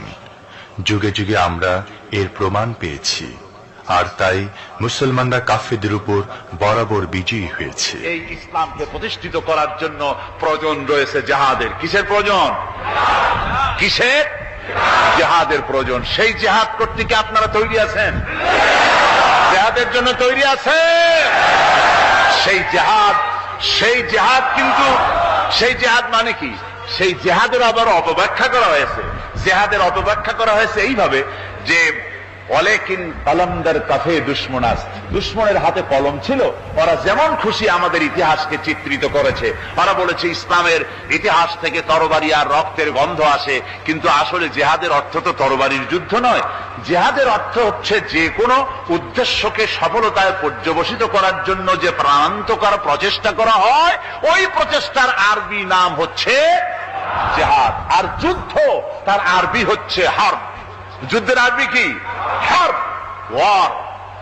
ইংরেজিতে ওয়ার, আরবিতে হার্ব। আর জিহাদ যেটাকে বলা হয়েছে, ওটা হচ্ছে যে কোন উদ্দেশ্যকে সফলতায় পৌঁছবার জন্য যে চেষ্টা, ওই চেষ্টার নাম জিহাদ। তবে এই চেষ্টা করতে গিয়ে যখন বাধা আসে সশস্ত্র, ওই সশস্ত্র বাধার মোকাবেলা সশস্ত্রভাবে করা যেটা, ওইটা হচ্ছে জিহাদের চূড়ান্ত রূপ। কথা বুঝে আসছে? ইসলাম প্রথমে কাউকে আক্রমণ করে না। ইসলাম প্রথমে কাউকে আক্রমণ করে না, আক্রান্ত হলে পরে তারপরে এর জবাব দেয়। ঠিক কিনা? দেখেন না, হযরত আলী রাদিয়াল্লাহু তাআলা আনহু ওই যে খায়বারের যুদ্ধে, সেইখানে কেউ খায়বারের এই দুর্গ মুসলমানদের হাতে আসে না, প্রতিদিন যুদ্ধ হচ্ছে, অথচ যুদ্ধে কোনো ফলাফল দেখা যাচ্ছে না। ফজরের এশার নামাজের পর হুজুর বলছেন, ও সাহাবীরা, আগামীকাল আমি এমন এক ব্যক্তির হাতে ইসলামের ঝান্ডা তুলে দেব যাকে আল্লাহ এবং আল্লাহ রসুল বেশি ভালোবাসেন, এবং তিনিও আল্লাহ এবং আল্লাহ রসুলকে বেশি ভালোবাসেন, আর তার হাতেই বিজয় হবে। হযরত ওমর রাদিয়াল্লাহু তাআলা আনহু বলেন, আমার এরকম পেরেশানির রাত জীবনে আর কখনো গেছে কিনা জানি না, আমি সারা রাত পেরেশান ছিলাম যে ওই ব্যক্তিকে আমি হতে পারবো। ফজরের নামাজের পর আল্লাহর নবী বলছেন, সাহাবীরা, আমার আলী কোথায়, তাকে দেখছি না কেন? সবাই বলছেন, হুজুর, হযরত আলীর চোখ উঠেছে, তাই নামাজের জামাতে শরীক হতে পারেন না। কি আসো, দুজন সাহাবীর কাঁধের উপরে ভর করে হযরত আলী এলেন। হুজুর সাল্লাল্লাহু আলাইহি ওয়াসাল্লাম তার মুখের থুতু মোবারক নিয়ে হযরত আলীর চোখে লাগিয়ে দিলেন, সাথে সাথে আগের থেকেও ভালো দৃষ্টিশক্তি সম্পন্ন হয়ে গেলেন। সুবহানাল্লাহ। তো এখানে সাল্লাল্লাহু আলাইহি ওয়াসাল্লাম তিনি হযরত আলীর হাতে তরবারি উঠায় দিলেন, জুলফিকার। বললেন, আলী, তুমি যাও, আজকের ময়দানে সেনাপতির দায়িত্ব পালন করো। হযরত আলী তরবারি হাতে নিলেন। ইসলাম আক্রমণকারী যে না, সে কথা বলতে আমি এই কথা নিয়ে আসছি। হযরত আলী গেলেন, যায়া মুরাহহাবের সামনে পড়েছেন। মুরাহহাব হলো, হাদিসে এসেছে, মুরাহহাব হচ্ছে কাফেরদের নেতৃত্ব দিচ্ছে। মুরাহহাব বলছে, আলী, তোমাকে আমি কিন্তু ভালোবাসি, তুমি আসলে কেন? তোমার প্রতি আমার একটা সফট কর্নার আছে আমার অন্তঃকরণে। তুমি তোমার ছেলে মেয়েকে কি এতিম বানাতে চাও? তোমার বউকে কি বিধবা করতে চাও? আমি তো সেই বীর যে আমার সামনে এসে কেউ কল্লা সাথে নিয়ে যেতে পারে নাই। সুতরাং তুমি যদি ওদেরকে এতিম আর বিধবা করতে না চাও, আমার সামনে থেকে সরে যাও।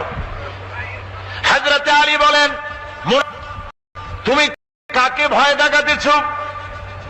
তোমার তরবারি এই সমাজের কিছু কাফেরেরা ভয় করতে পারে, তুমি কি আমারে চেনো নাকি? তুমি কারে ভয় দেখাও? তাম পৃথিবীর সমস্ত কাফেরদের উপরে আল্লাহ রাব্বুল আলামিন আমাকে বাগ বানায় পাঠিয়েছেন। তরবারি দিয়ে প্রমাণ হবে। মুনাফিক বলে, তুমি আঘাত করো। কয় না, আক্রমণ তো করব না আমি, আগে তুমি করো, আমি প্রতিহত করব। আক্রান্ত হলে পরে তারপরেই জবাব দেব। এরপরে মুরাহহাব আঘাত হানতে লাগলো। হযরত আলী সমস্ত রণকৌশল দিয়ে আঘাতগুলি তিনি ফিরিয়ে দিতে লাগলেন। এরপরে হযরত আলী বলছেন, মুরাহহাব, এবার তৈরি হও আমার আঘাত সহ্য করার জন্য।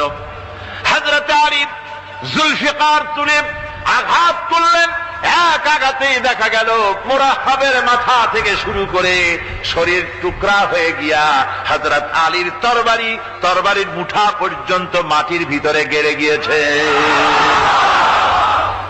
খায়বারের দুর্গ দখল হয়ে গেল।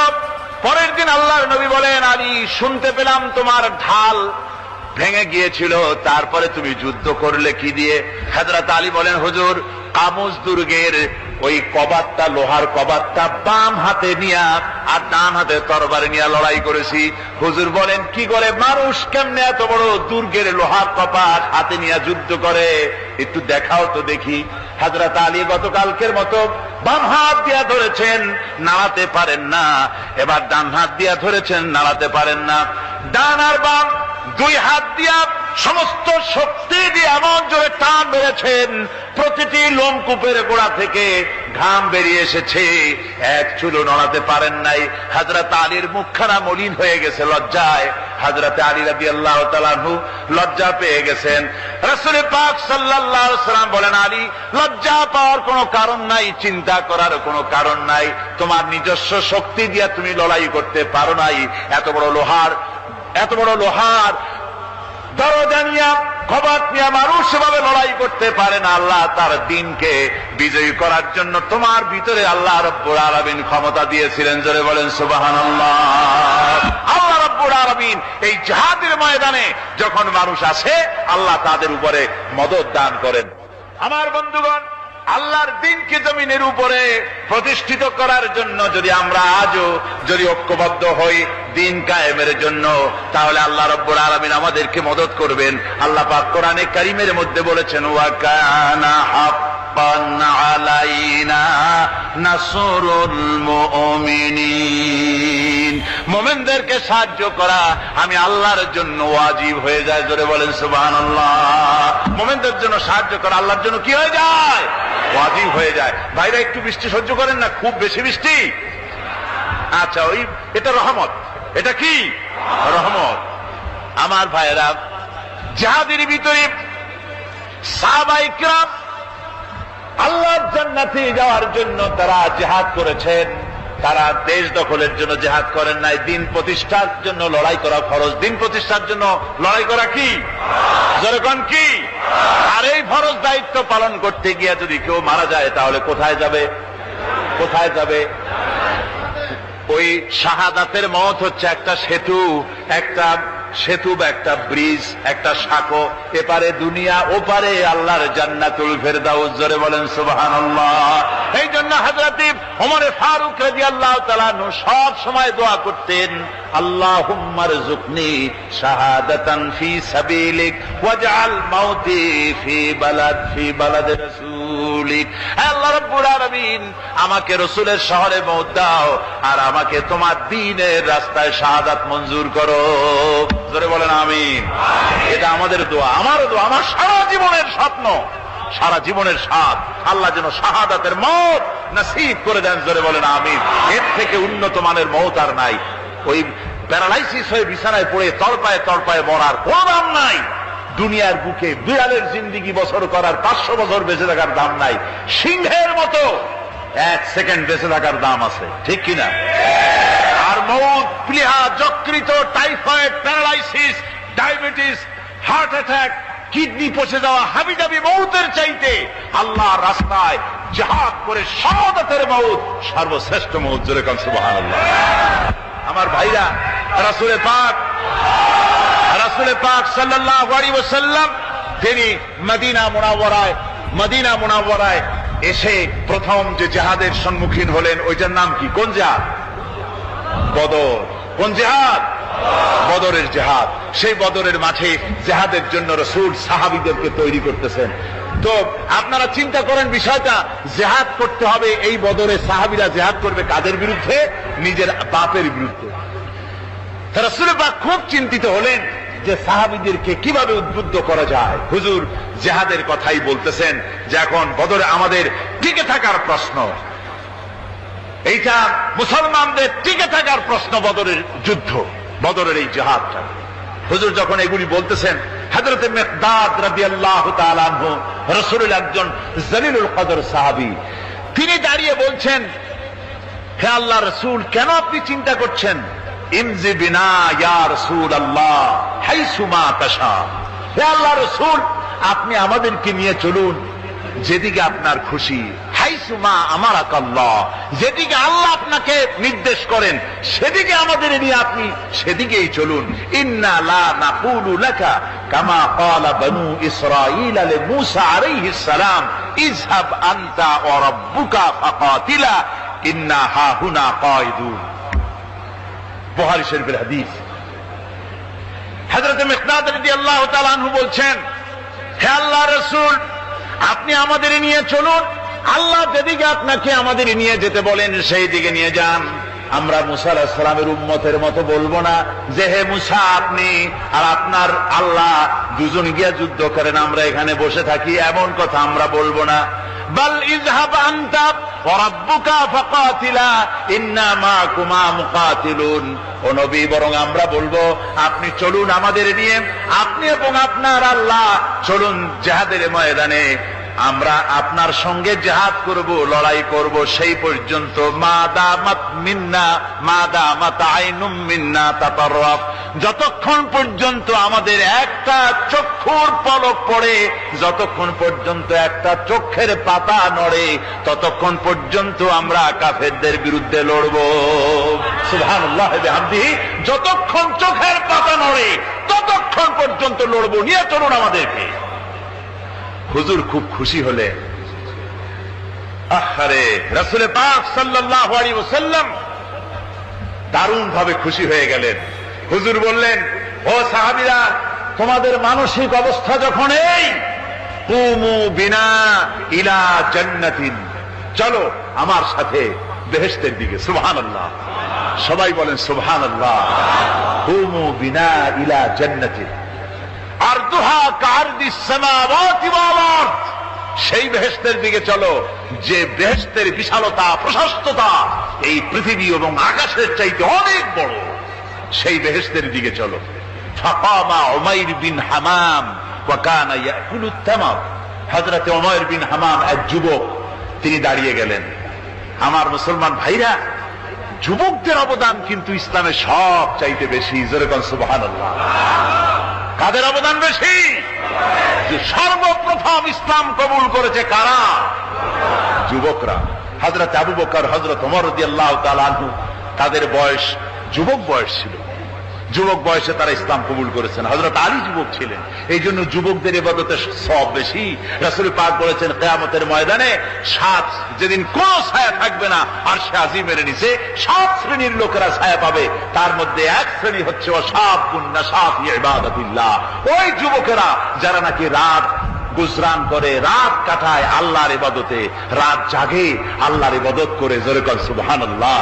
বুড়োদের 100 বার আল্লাহ বলা আর এক যুবকের একবার আল্লাহ বলা, বৃদ্ধের সারা সপ্তাহ তাহাজ্জুদ পড়া আর যুবকের এক রাতের তাহাজ্জুদ পড়া মনে হয় তার থেকেও বেশি। কন সুবহানাল্লাহ।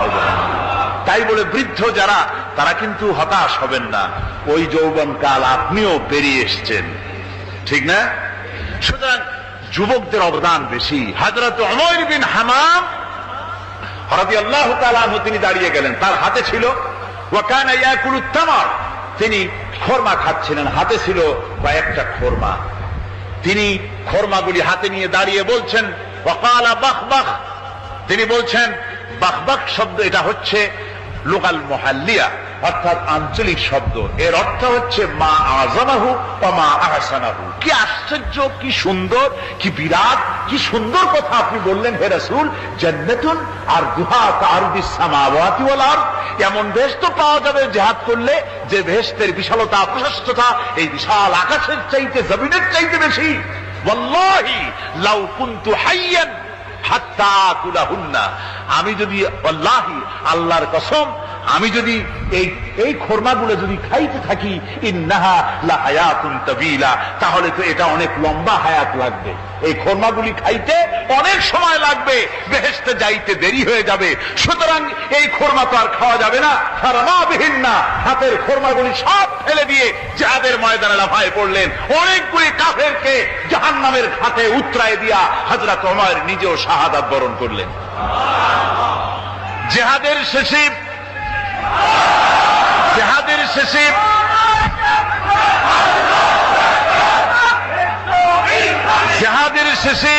শহাদায়ে বদরের সমস্ত শহীদদের লাশ এক জায়গায় এনে সাহাবীরা বললেন, হে আল্লাহর রাসূল, আপনি যখন জান্নাতের বর্ণনা দিতেছিলেন তখন যে যুবকটা খোরমা খেতেছিল আর জান্নাতের আশায় হাতের খোরমা ফেলে দিয়েছিল, যে এই খোরমাগুলি খাইতে গেলে তো সময় লাগবে অনেক, বেহেশতে যেতে দেরি হয়ে যাবে, এই কথা মনে করে হাতের খোরমা ফিকে ফেলে যাদের ময়দানে এসে শাহাদাত বরণ, যে যুবকটি জিহাদ করেছিল তার লাশে সেও শাহাদাত বরণ করেছে। রাসূল পাক হযরত ওমরের চেহারার দিকে লক্ষ্য করে তার দিকে অঙ্গুলি সংকেত করে হুজুর বলছেন, ইন্নাকা মিন আহলিহা, ওমর, যে বেহেশতের জন্য তুমি খোরমা খাওয়ার ধৈর্য ধরতে পারো নাই, আমি নবী সাক্ষী দিচ্ছি তুমি সেই জান্নাতের অধিবাসী। আমার ভাইয়েরা, ওই জান্নাতে যাওয়ার জন্য, আল্লাহর দ্বীনকে প্রতিষ্ঠার জন্য আমাদেরকে ঐক্যবদ্ধ হতে হবে। আল্লাহর দ্বীনের জন্য আল্লাহর নবীর যে আদর্শ, সে আদর্শ প্রতিষ্ঠার জন্য এগিয়ে আসতে হবে। যদি আমরা তা করতে পারি, আমরা সংখ্যায় কত, আমাদের অস্ত্র আছে কি নাই, আমাদের জনবল কত, আমাদের সৈন্যবল কত, এগুলি প্রশ্ন না। প্রশ্ন হচ্ছে ওয়ালা তাহিনু ওয়ালা তাহজানু ওয়া আনতুমুল আ'লাউনা ইন কুনতুম মুমিনিন। কোনো ভয় নাই, কোনো চিন্তা নাই, যদি তোমরা মুমিন হও আমি আল্লাহ তোমাদেরকে বিজয়ী করব। জোরে বলেন সুবহানাল্লাহ।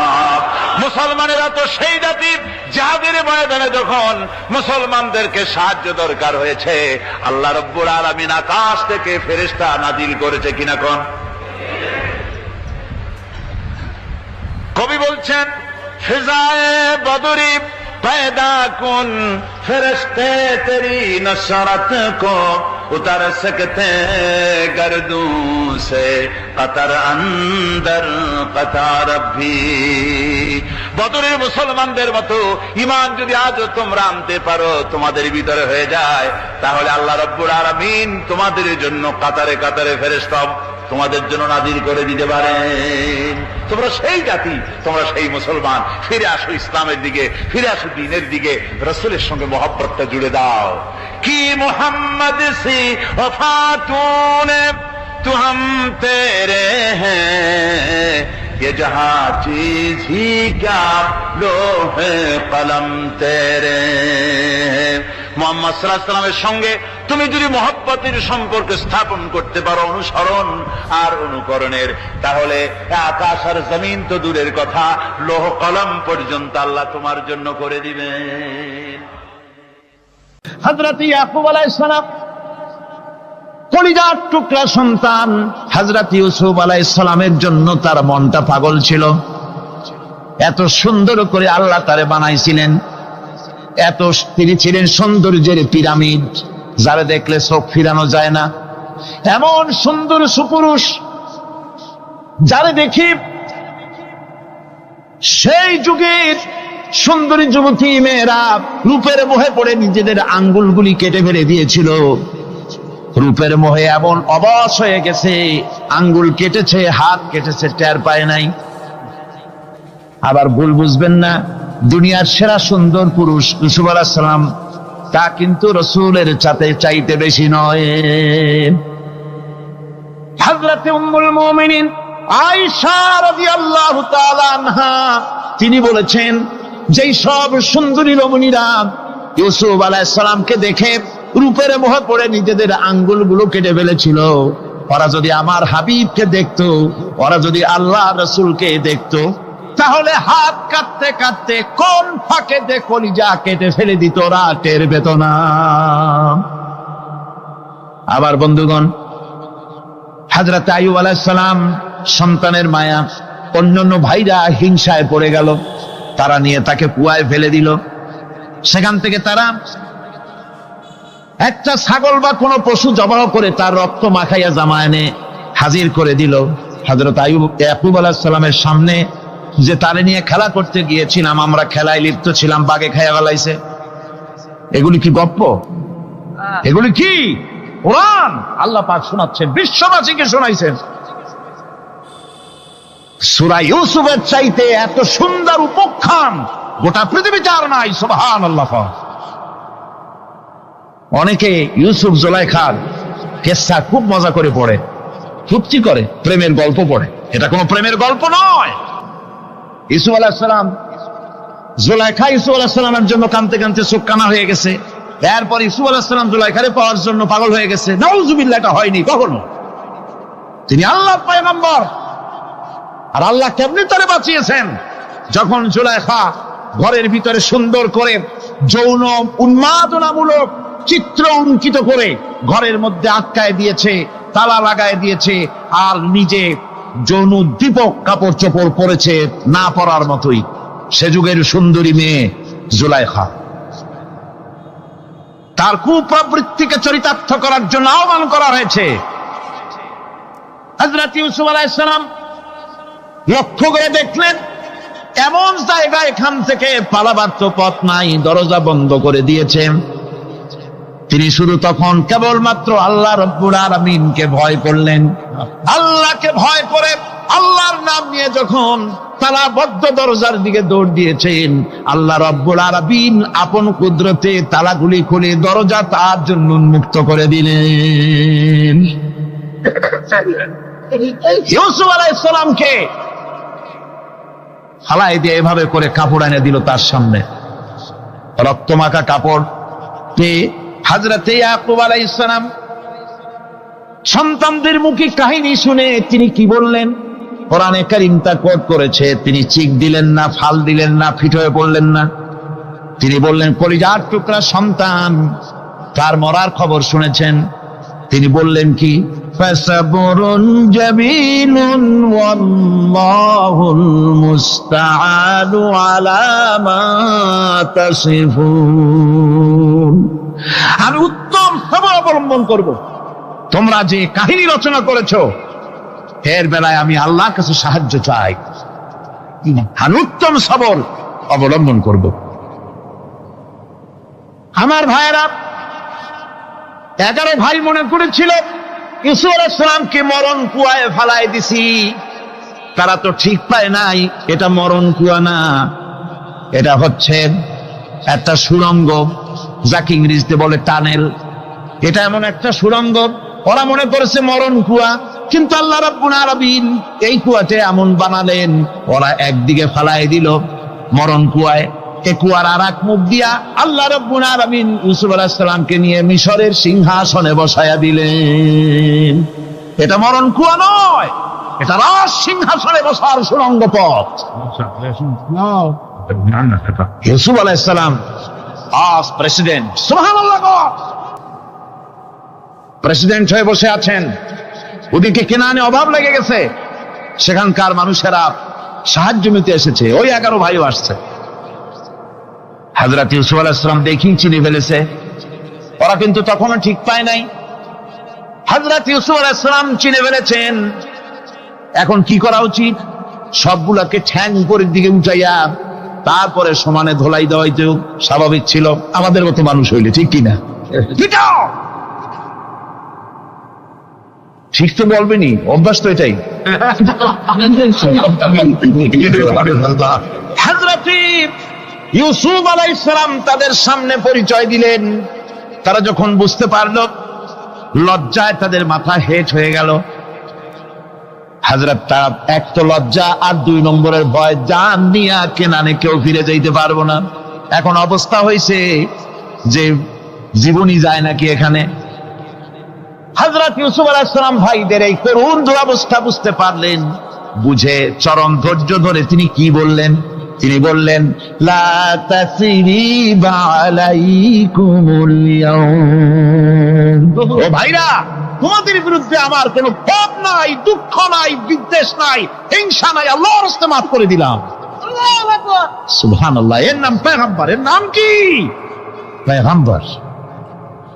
কিসের লেনিন, কিসের মার্কস? জওয়ানেরা, ভুল পথে মানুষ চলেছিল, আলহামদুলিল্লাহ আল্লাহ এগুলারে ডাস্টবিনে ফালাই দিছে, কারণ আলহামদুলিল্লাহ, আলহামদুলিল্লাহ। পয়গম্বর কারে বলে? কারে বলে পয়গম্বর? কি চরিত্র! রাসূল করিম সাল্লাল্লাহু আলাইহি ওয়াসাল্লাম, তাকে একজন সাহাবী বলছিলেন, হুজুর বলছেন এই কামটা করলা না কেন? সাহাবী বললেন, হুজুর আপনি যদি চোখের ইশারায় বলতেন, মুখ দিয়ে না কইয়া, তাও তো আমি কামটা করে ফেলতাম, আমি তো বুঝি নাই।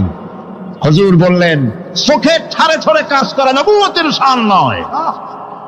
আল ওয়াদুহু ওয়াস সারাহা, নবীরা যা করেন তা ডাইরেক্ট, কোনো বক্রতা নাই, স্পষ্ট কথা। আমার ভাইরা, হযরত ইউসুফ আলাইহিস সালাম বিনিয়ামিনকে কাছে নিয়ে পরিচয় দিলেন তার ভাইদের সামনে।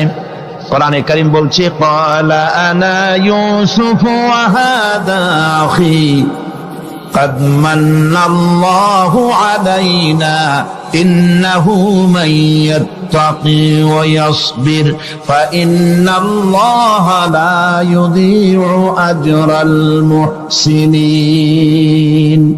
আমি ইউসুফ, আর এই হচ্ছে আমার ভাই।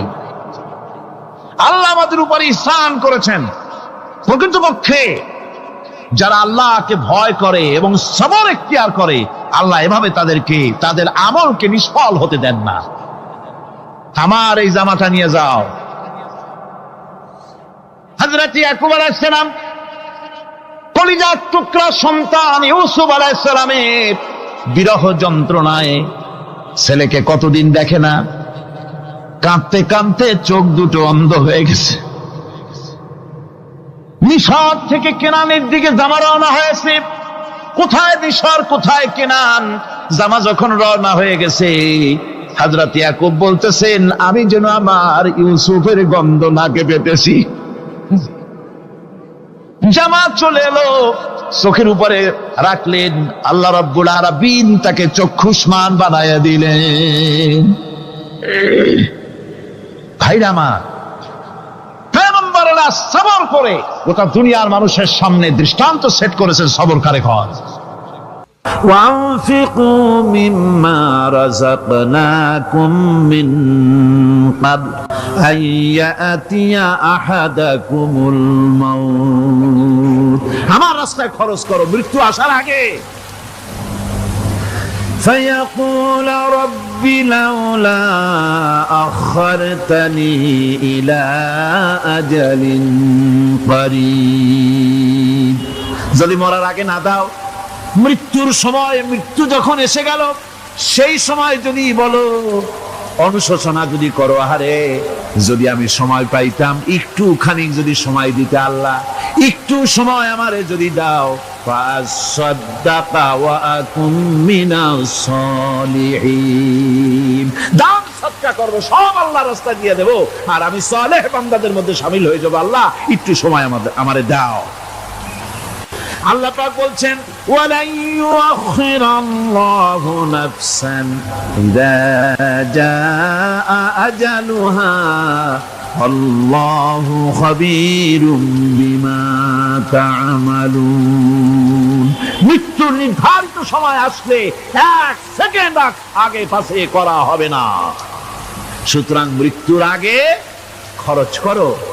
আল্লাহ রাব্বুল আলামিন কোরআন শরীফের ভিতরে বলেছেন, লাশ-শামসু ইয়ামবাগি লাহা আন তুদরিকাল কামারা ওয়ালাল লাইলু সাবিকুন নাহার ওয়া কুল্লুন ফি ফালাকিন ইয়াসবাহুন। প্রবল জ্ঞানী হইবে যাহারা, আপন মনেতে বুঝিবে তাহারা, রাত্রি পারে না আগে যাইবার, দিনের স্থান করি অধিকার। চন্দ্র বাদে না সূর্যের গায়েতে, সূর্য পারে না চন্দ্রকে ধরিতে, যার যে স্থান বহাল রাখিয়া ভ্রমণ করিছে খোদাকে ধরিয়া। একটি নির্ধারিত সময় সীমা পর্যন্ত আপন আপন কক্ষপথে সব দৌড়াদৌড়ি করবে, কারো সাথে অ্যাক্সিডেন্ট হবে না কারো। ওয়াকুল্লুন ফি ফালাকি ইয়াসবাহুন, যা আছে মহাশূন্যে সব ঘুরতেছে। কে বলে? বলেন সবাই, কে বলছে? বলছেন, আম্মা হাসিবতুম আন তাদখুলুল জান্নাতা ওয়া লাম্মা ইয়া'লামিল্লাহুল্লাযীনা জাহাদু মিনকুম ওয়া ইয়া'লামাস সাবিরিন। তোমরা কি মনে করেছো এমনি বেহেশতে চলে যাবা? এটা কি মামু বাড়ির আবদার নাকি? এমনি বেহেশতে চলে যাবা? অথচ আল্লাহ রাব্বুল আলামিন এখনো দেখেন নিননি যে তোমাদের মধ্যে কারা জিহাদ করতে প্রস্তুত, কারা তোমাদের মধ্যে জিহাদ করে জান দেওয়ার জন্য প্রস্তুত, আর কারা ধৈর্যধারী, এটা তো আল্লাহ এখনো দেখে নেন নাই। সুতরাং হক এবং বাতিলের সংগ্রামে লিপ্ত হতে হবে। আল্লাহ দেখতে চান কারা জীবন দিতে চায়। সুতরাং ইসলামী আন্দোলনে যারা শরীক হবে, তাদের বিপদ এবং মুসিবত দিয়ে আল্লাহ রাব্বুল আলামিন তাদের সাহসিকতা এবং ধৈর্যের পরীক্ষা নিবেন। কোরআনে কারীম বলছেন, ওয়ালানাবলুয়ান্নাকুম হাত্তা না'লামাল মুজাহিদিনা মিনকুম ওয়াস-সাবিরিনা ওয়া নাবলুয়া আখবারাকুম। অবশ্যই আমি তোমাদেরকে পরীক্ষার সম্মুখীন করব, আর তোমাদের মধ্যে সত্যিকার মুজাহিদ, দৃঢ়তা অবলম্বনকারী কারা, আমি তা দেখব। এটা যেন আমি দেখে নিতে পারি, সেই জন্য আমি বিপদ এবং মুসিবতের মধ্যে তোমাদের ফেলবো। ধৈর্যধারীদের উপরে আমার রহমত অবশ্যই থাকবে। আল্লাহ রাব্বুল আলামিন কোরআন শরীফের ভিতরে বলেছেন, লাশ-শামসু ইয়ামবাগি লাহা আন তুদরিকাল কামারা ওয়ালাল লাইলু সাবিকুন নাহার ওয়া কুল্লুন ফি ফালাকি ইয়াসবাহুন। প্রবল জ্ঞানী হইবে যাহারা, আপন মনেতে বুঝিবে তাহারা, রাত্রি পারে না আগে যাইবার, দিনের স্থান করি অধিকার। চন্দ্র বাদে না সূর্যের গায়েতে, সূর্য পারে না চন্দ্রকে ধরিতে, যার যে স্থান বহাল রাখিয়া ভ্রমণ করিছে খোদাকে ডরিয়া। একটি নির্ধারিত সময় সীমা পর্যন্ত আপন আপন কক্ষপথে সব দৌড়াদৌড়ি করবে, কারো সাথে অ্যাক্সিডেন্ট হবে না কারো। ওয়াকুল্লুন ফি ফালাকি ইয়াসবাহুন, যা আছে মহাশূন্যে সব ঘুরতেছে। কে বলে? বলেন সবাই, কে বলছে? কোন সূরা?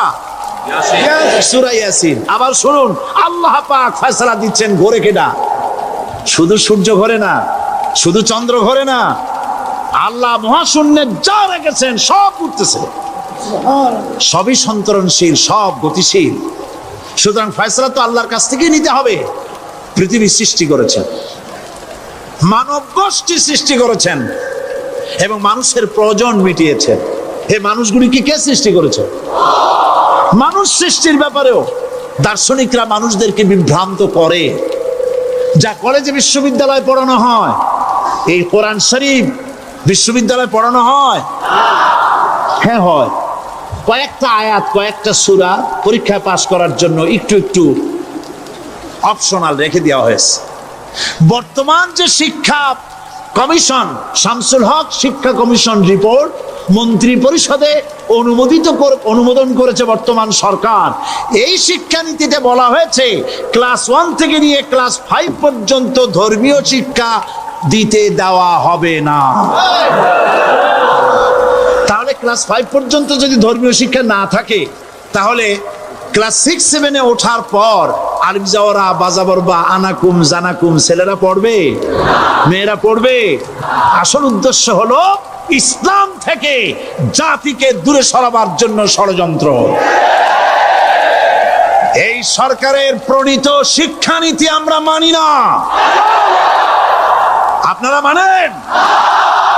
যেই মাদ্রাসা মানুষের চরিত্র সৃষ্টি করে, বর্তমান সরকার সেই মাদ্রাসাগুলি একটা একটা করে ধ্বংস করার পরিকল্পনা গ্রহণ করেছে। সুতরাং আসল শিক্ষা হলো কোরআনের কাছে। আসল শিক্ষা কোথায়? কোরআনের কাছে।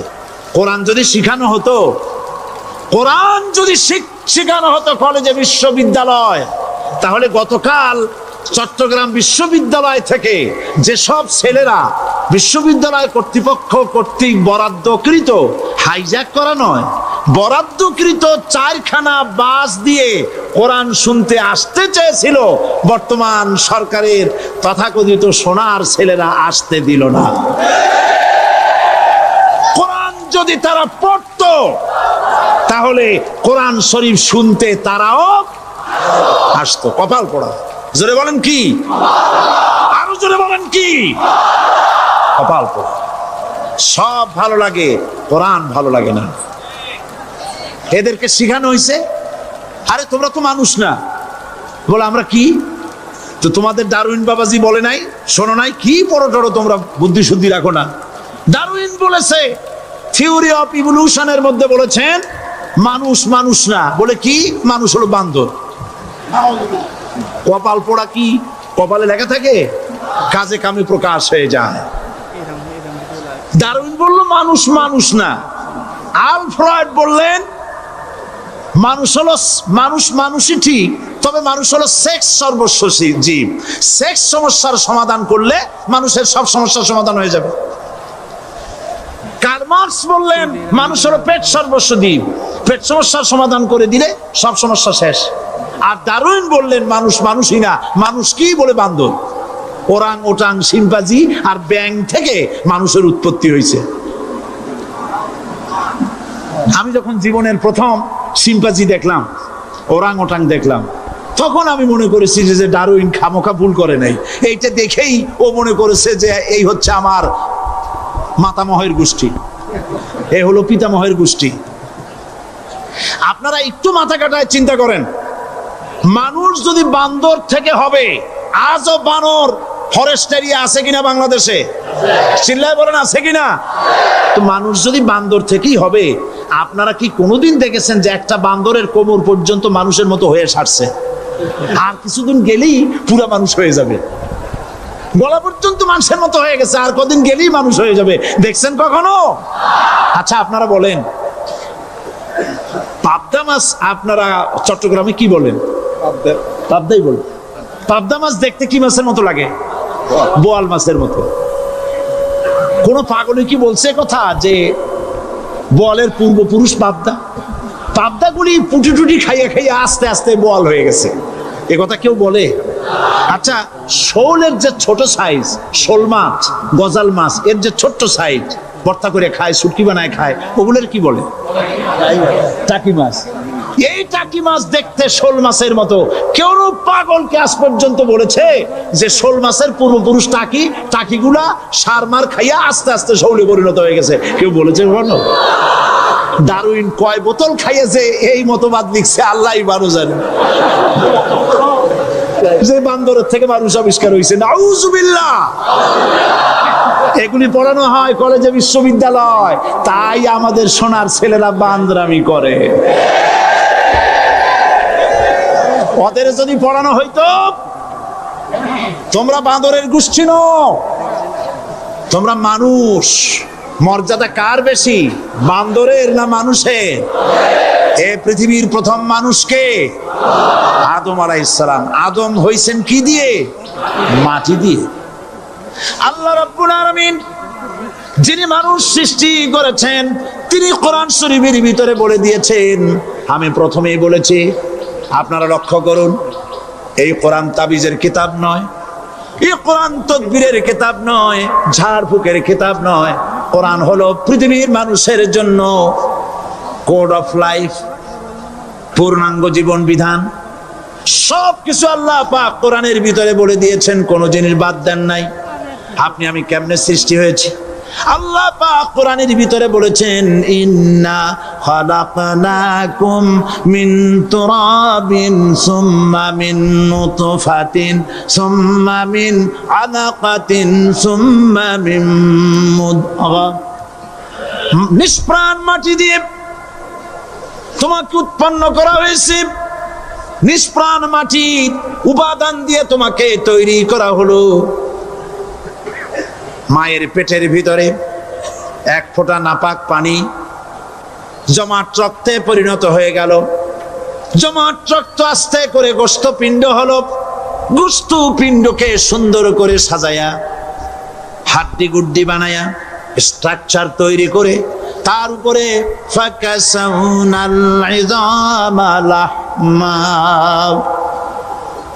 চামড়া দিয়ে গোস্ত দিয়া সাজায়া সুন্দর করে বানালাম। আল্লাহর পরিচয় শুনুন, আল্লাহ আমার কেমন আল্লাহ। মায়ের পেটের ভিতরে সন্তান বানায়া, এরপরে যখন রূহ দেওয়া হয়েছে, ক্ষুধা লেগেছে, খাবারের প্রয়োজন হয়েছে, আল্লাহ রাব্বুল আলামিন ওই কচি বান্দা মায়ের পেটে বসে কি খাবে সেজন্য তার মা চিন্তা করে নাই, বাবা চিন্তা করে নাই, সরকার চিন্তা করে নাই।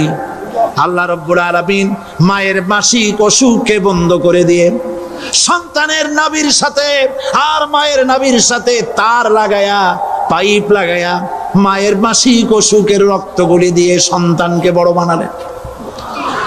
মুখ দিয়া এই রক্ত পান করালেন না, মুখটাকে পবিত্র রেখে দিলেন যাতে করে পৃথিবীতে আসার পর ওই মুখ দিয়া আল্লাহ রাব্বুল আলামিনের জিকির করতে পারো। সন্তান মায়ের ভিতরে, পেটের ভিতরে বড় হলো।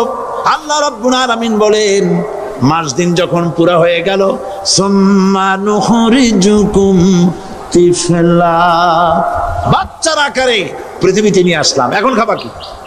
পৃথিবীতে যখন বাচ্চা এলো তখন তার পেটের সাথে যে সংযোগ ছিল মায়ের নাভির সাথে আর সন্তানের নাভির সাথে, সেই সংযোগ তার আর কি থাকলো? কি করা হলো? কেটে দেওয়া হলো। লক্ষ্য করুন, খাবারের জন্য একটি মাত্র পাইপ আল্লাহ লাগাইছিলেন, পৃথিবীতে সন্তান আসার সঙ্গে সঙ্গে পাইপটা কেটে দেওয়া হলো।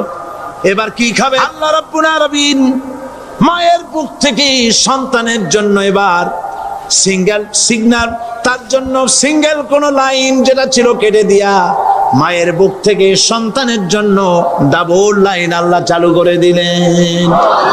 এমন দুধ বানায় দিলেন যা শুধু খাবার নয়, শুধু ফুড ভ্যালু নয়। এই দুধের ভিতরে ক্যালসিয়াম, এর মধ্যে ভিটামিন, এর মধ্যে আয়রন, এর মধ্যে মেডিসিন। দুনিয়ার এই সন্তান ছিল ফি কারারিন মাকিন, সুরক্ষিত জায়গার ভিতরে ছিল। কোন পলিউশন সেখানে যেতে পারতো না, রোগের জার্ম সেখানে যেতে পারতো না।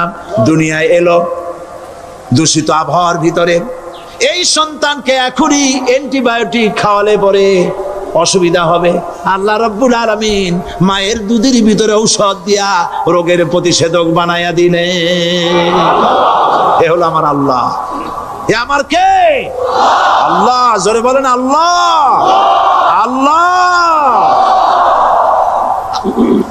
আল্লাহ রাব্বুল আলামিন মায়ের দুধ দিয়ে সন্তানকে বড় করলেন আর শোনায় দিলেন, খবরদার এই মায়ের সাথে, এই বাপের সাথে নাফরমানি করবি না।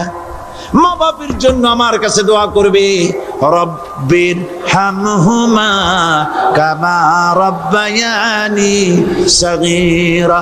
সবাই পড়েন আমার সাথে, রব্বির হামহুমা কামা রব্বায়ানি সগীরা।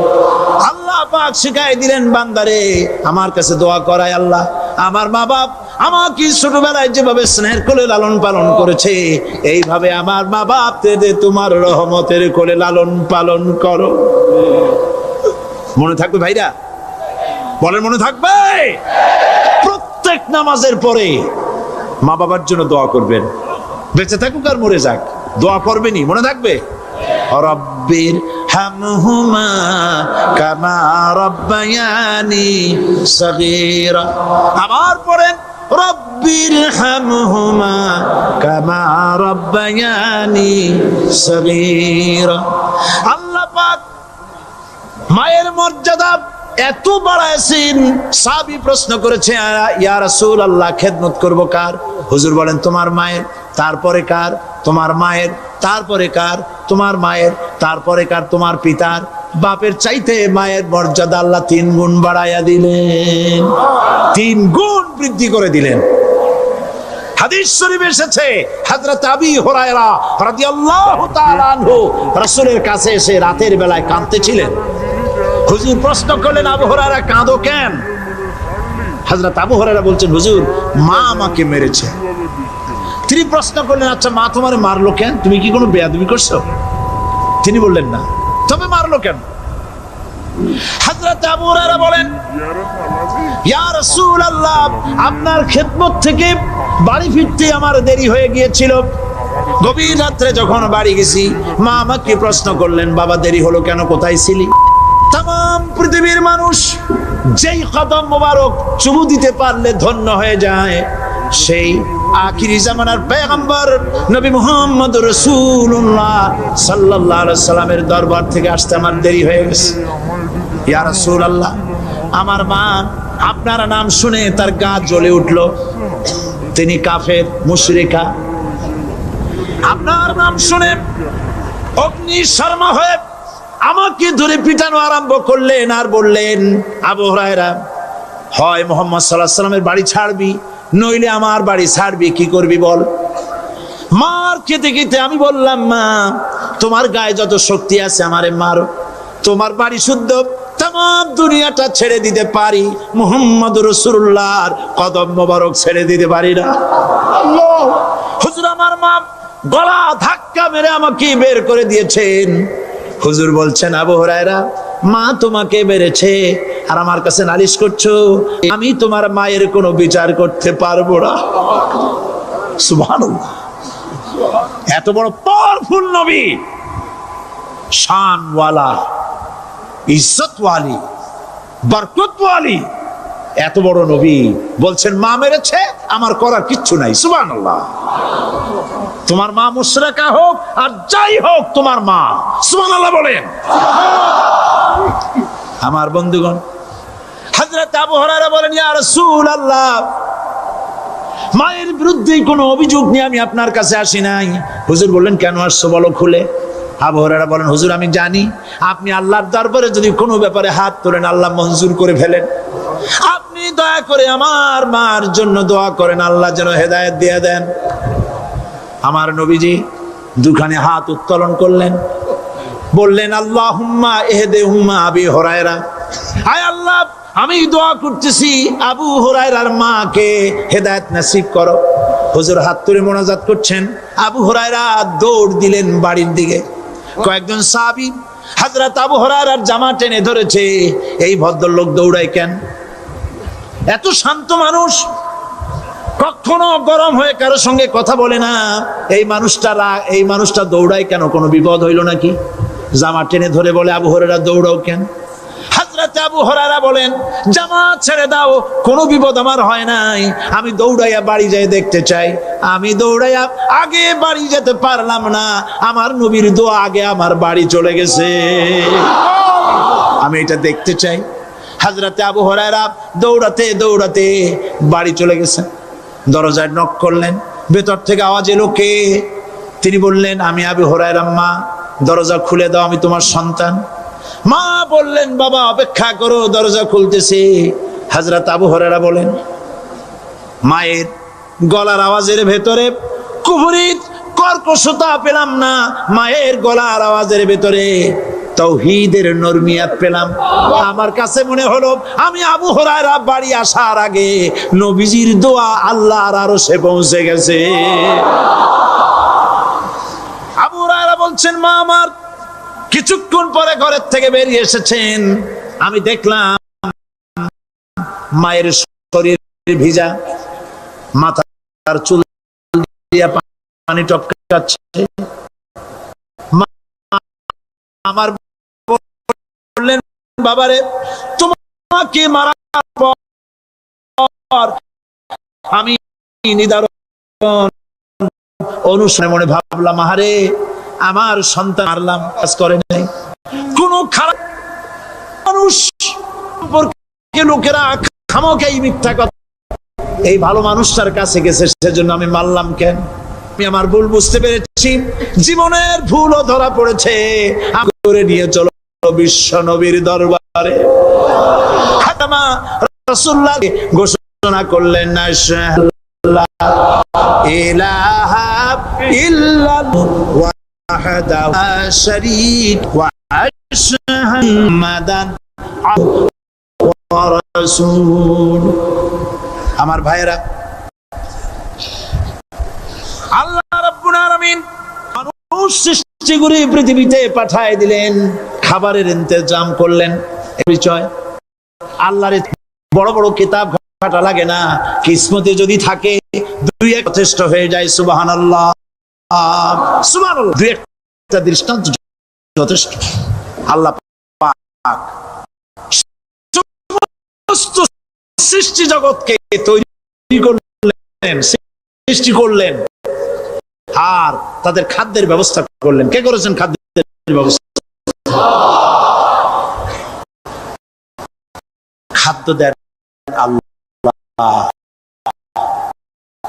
বলেন আস্তাগফিরুল্লাহ, বলেন নাউজুবিল্লাহ। এদের একজন বলছিল, 3 বছর কিছু দিবার পারুম না।